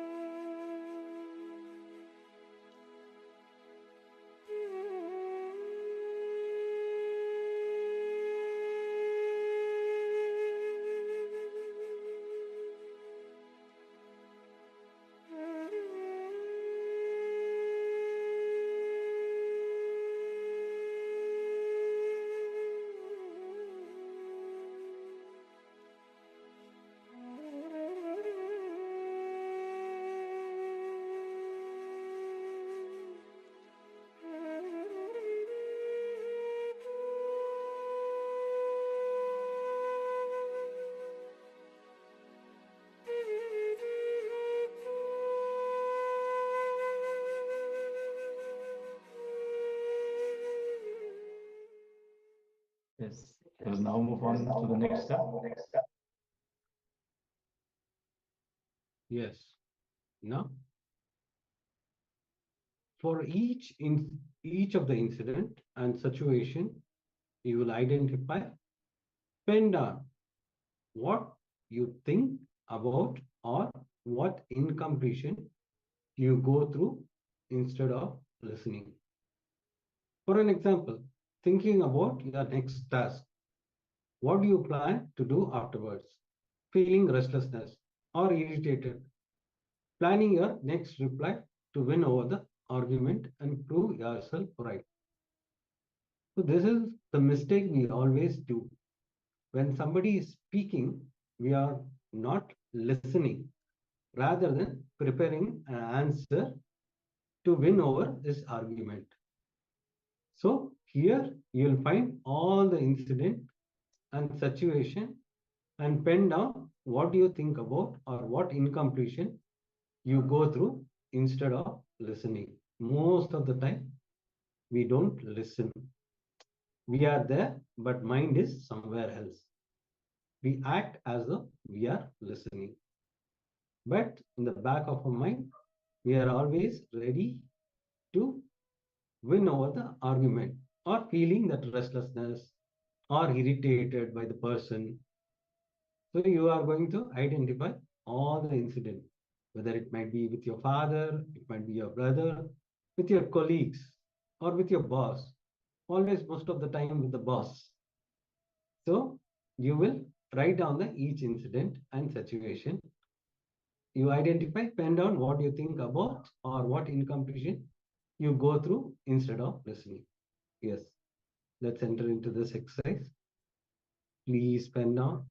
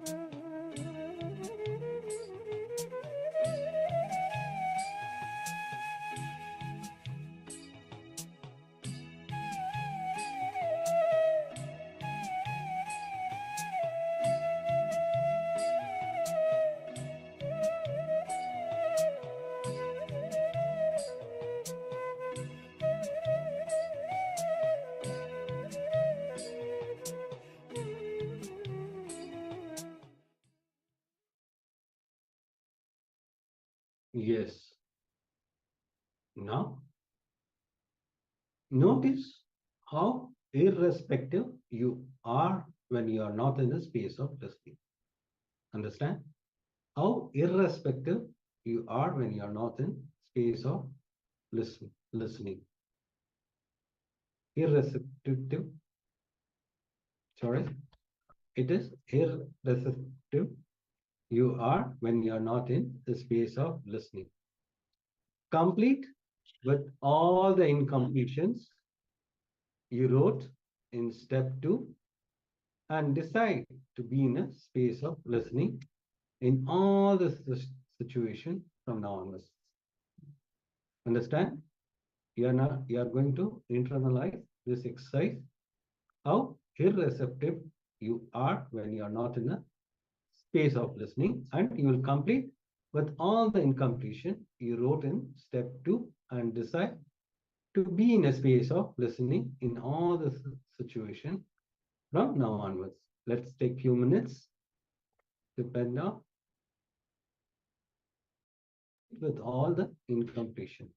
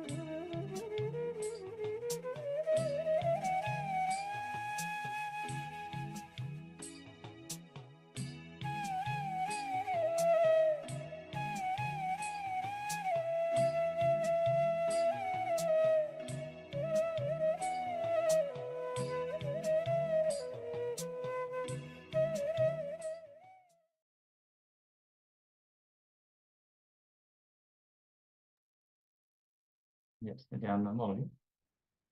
With this, let us now get ready as we are moving forward to the next round of today's power manifestation. So, requesting all of you to settle down and come on camera. We're manifesting the power of the Ashtamahashaktis. Continuing the manifestation of the 8 great powers. So, get ready.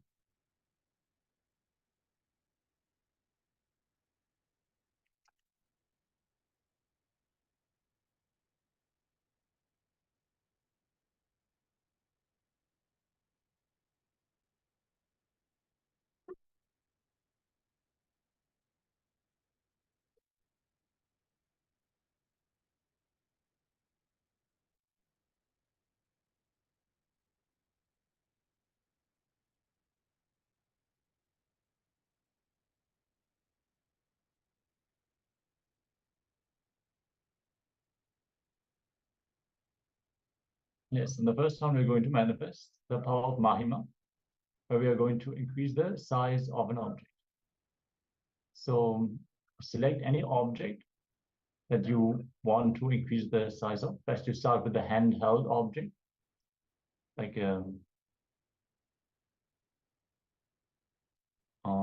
anything that is small, like a pen or a coin, something of that nature. And then take the first measurement of that object.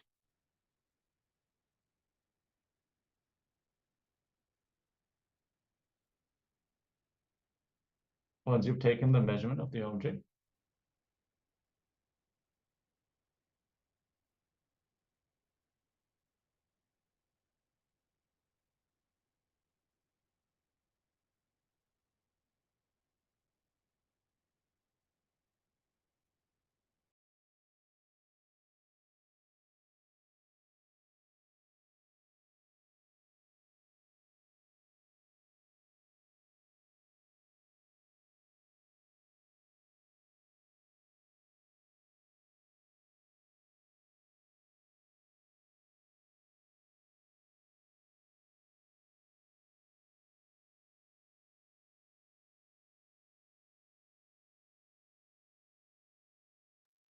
yes, once you have selected the object and you've taken the measurement, you can declare by how much you want to increase the size of the object. Let's say the pen or pencil is 10 centimeters long.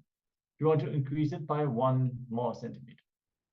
So after you've taken the measurement, make the declaration, and let's connect to Swamiji and get ready to actually manifest this power. Yes. No. Sit straight with your head, neck, and spine. Visualize Paramashiva has come down as Bhagwan Sri Nithyananda Paramashiva from Kailasa. Remember Swamiji through the third eye. Sit with the powerful cognition and meditate intensely on Nithyananda Paramashiva. And anything else you think as your identity, just drop it. Just drop all the identities and remember Swamiji and chant the Mahavakya intensely. Om Nithyananda Paramashivoham. Om Nithyananda Paramashivoham. Om Nithyananda Paramashivoham. Be in that space of unclutching, from the space of oneness. Keep chanting the Mahavakya intensely. From the space of oneness, experience the powers of Paramashiva. Intensely vibrate with this Ajapa Japa Om Nithyananda Paramashivoham. Now let us enter into this power manifestation.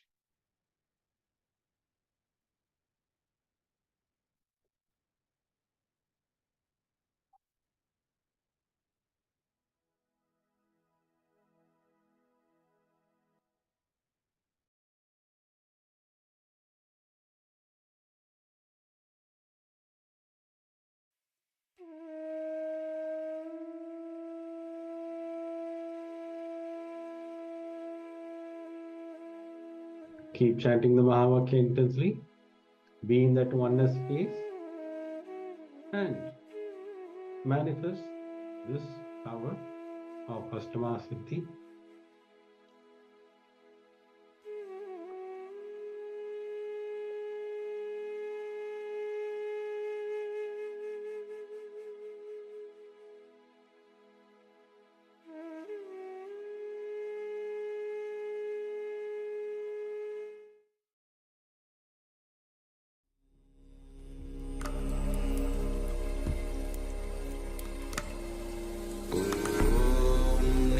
Nithyananda Paramashivoham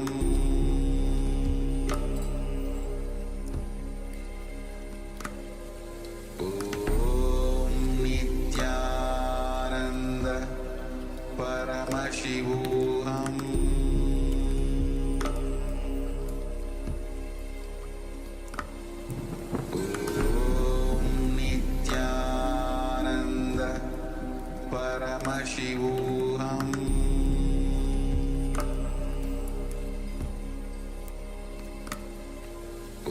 Om Nithyananda Paramashivoham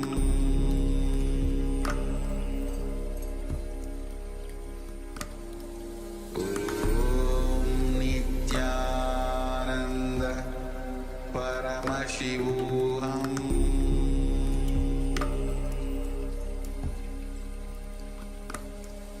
Om Nithyananda Paramashivoham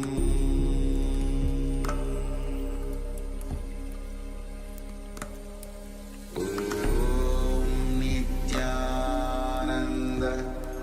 Paramashivoham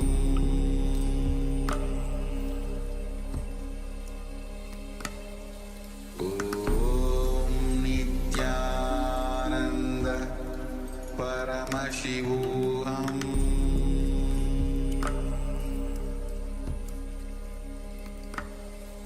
Om Nithyananda Paramashivoham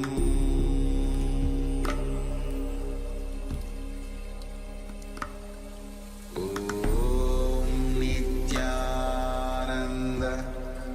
Paramashivoham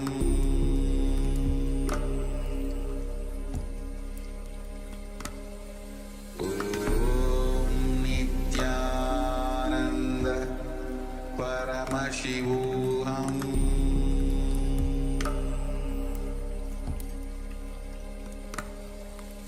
Om Nithyananda Paramashivoham Om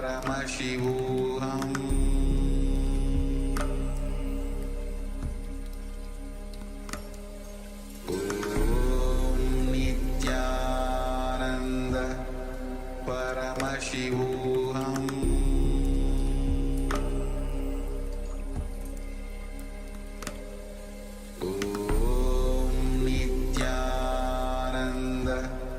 Paramashivoham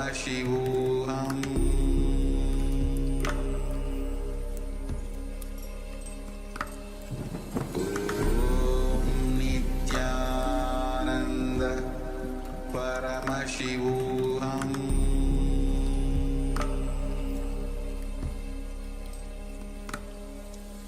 Om Nithyananda Paramashivoham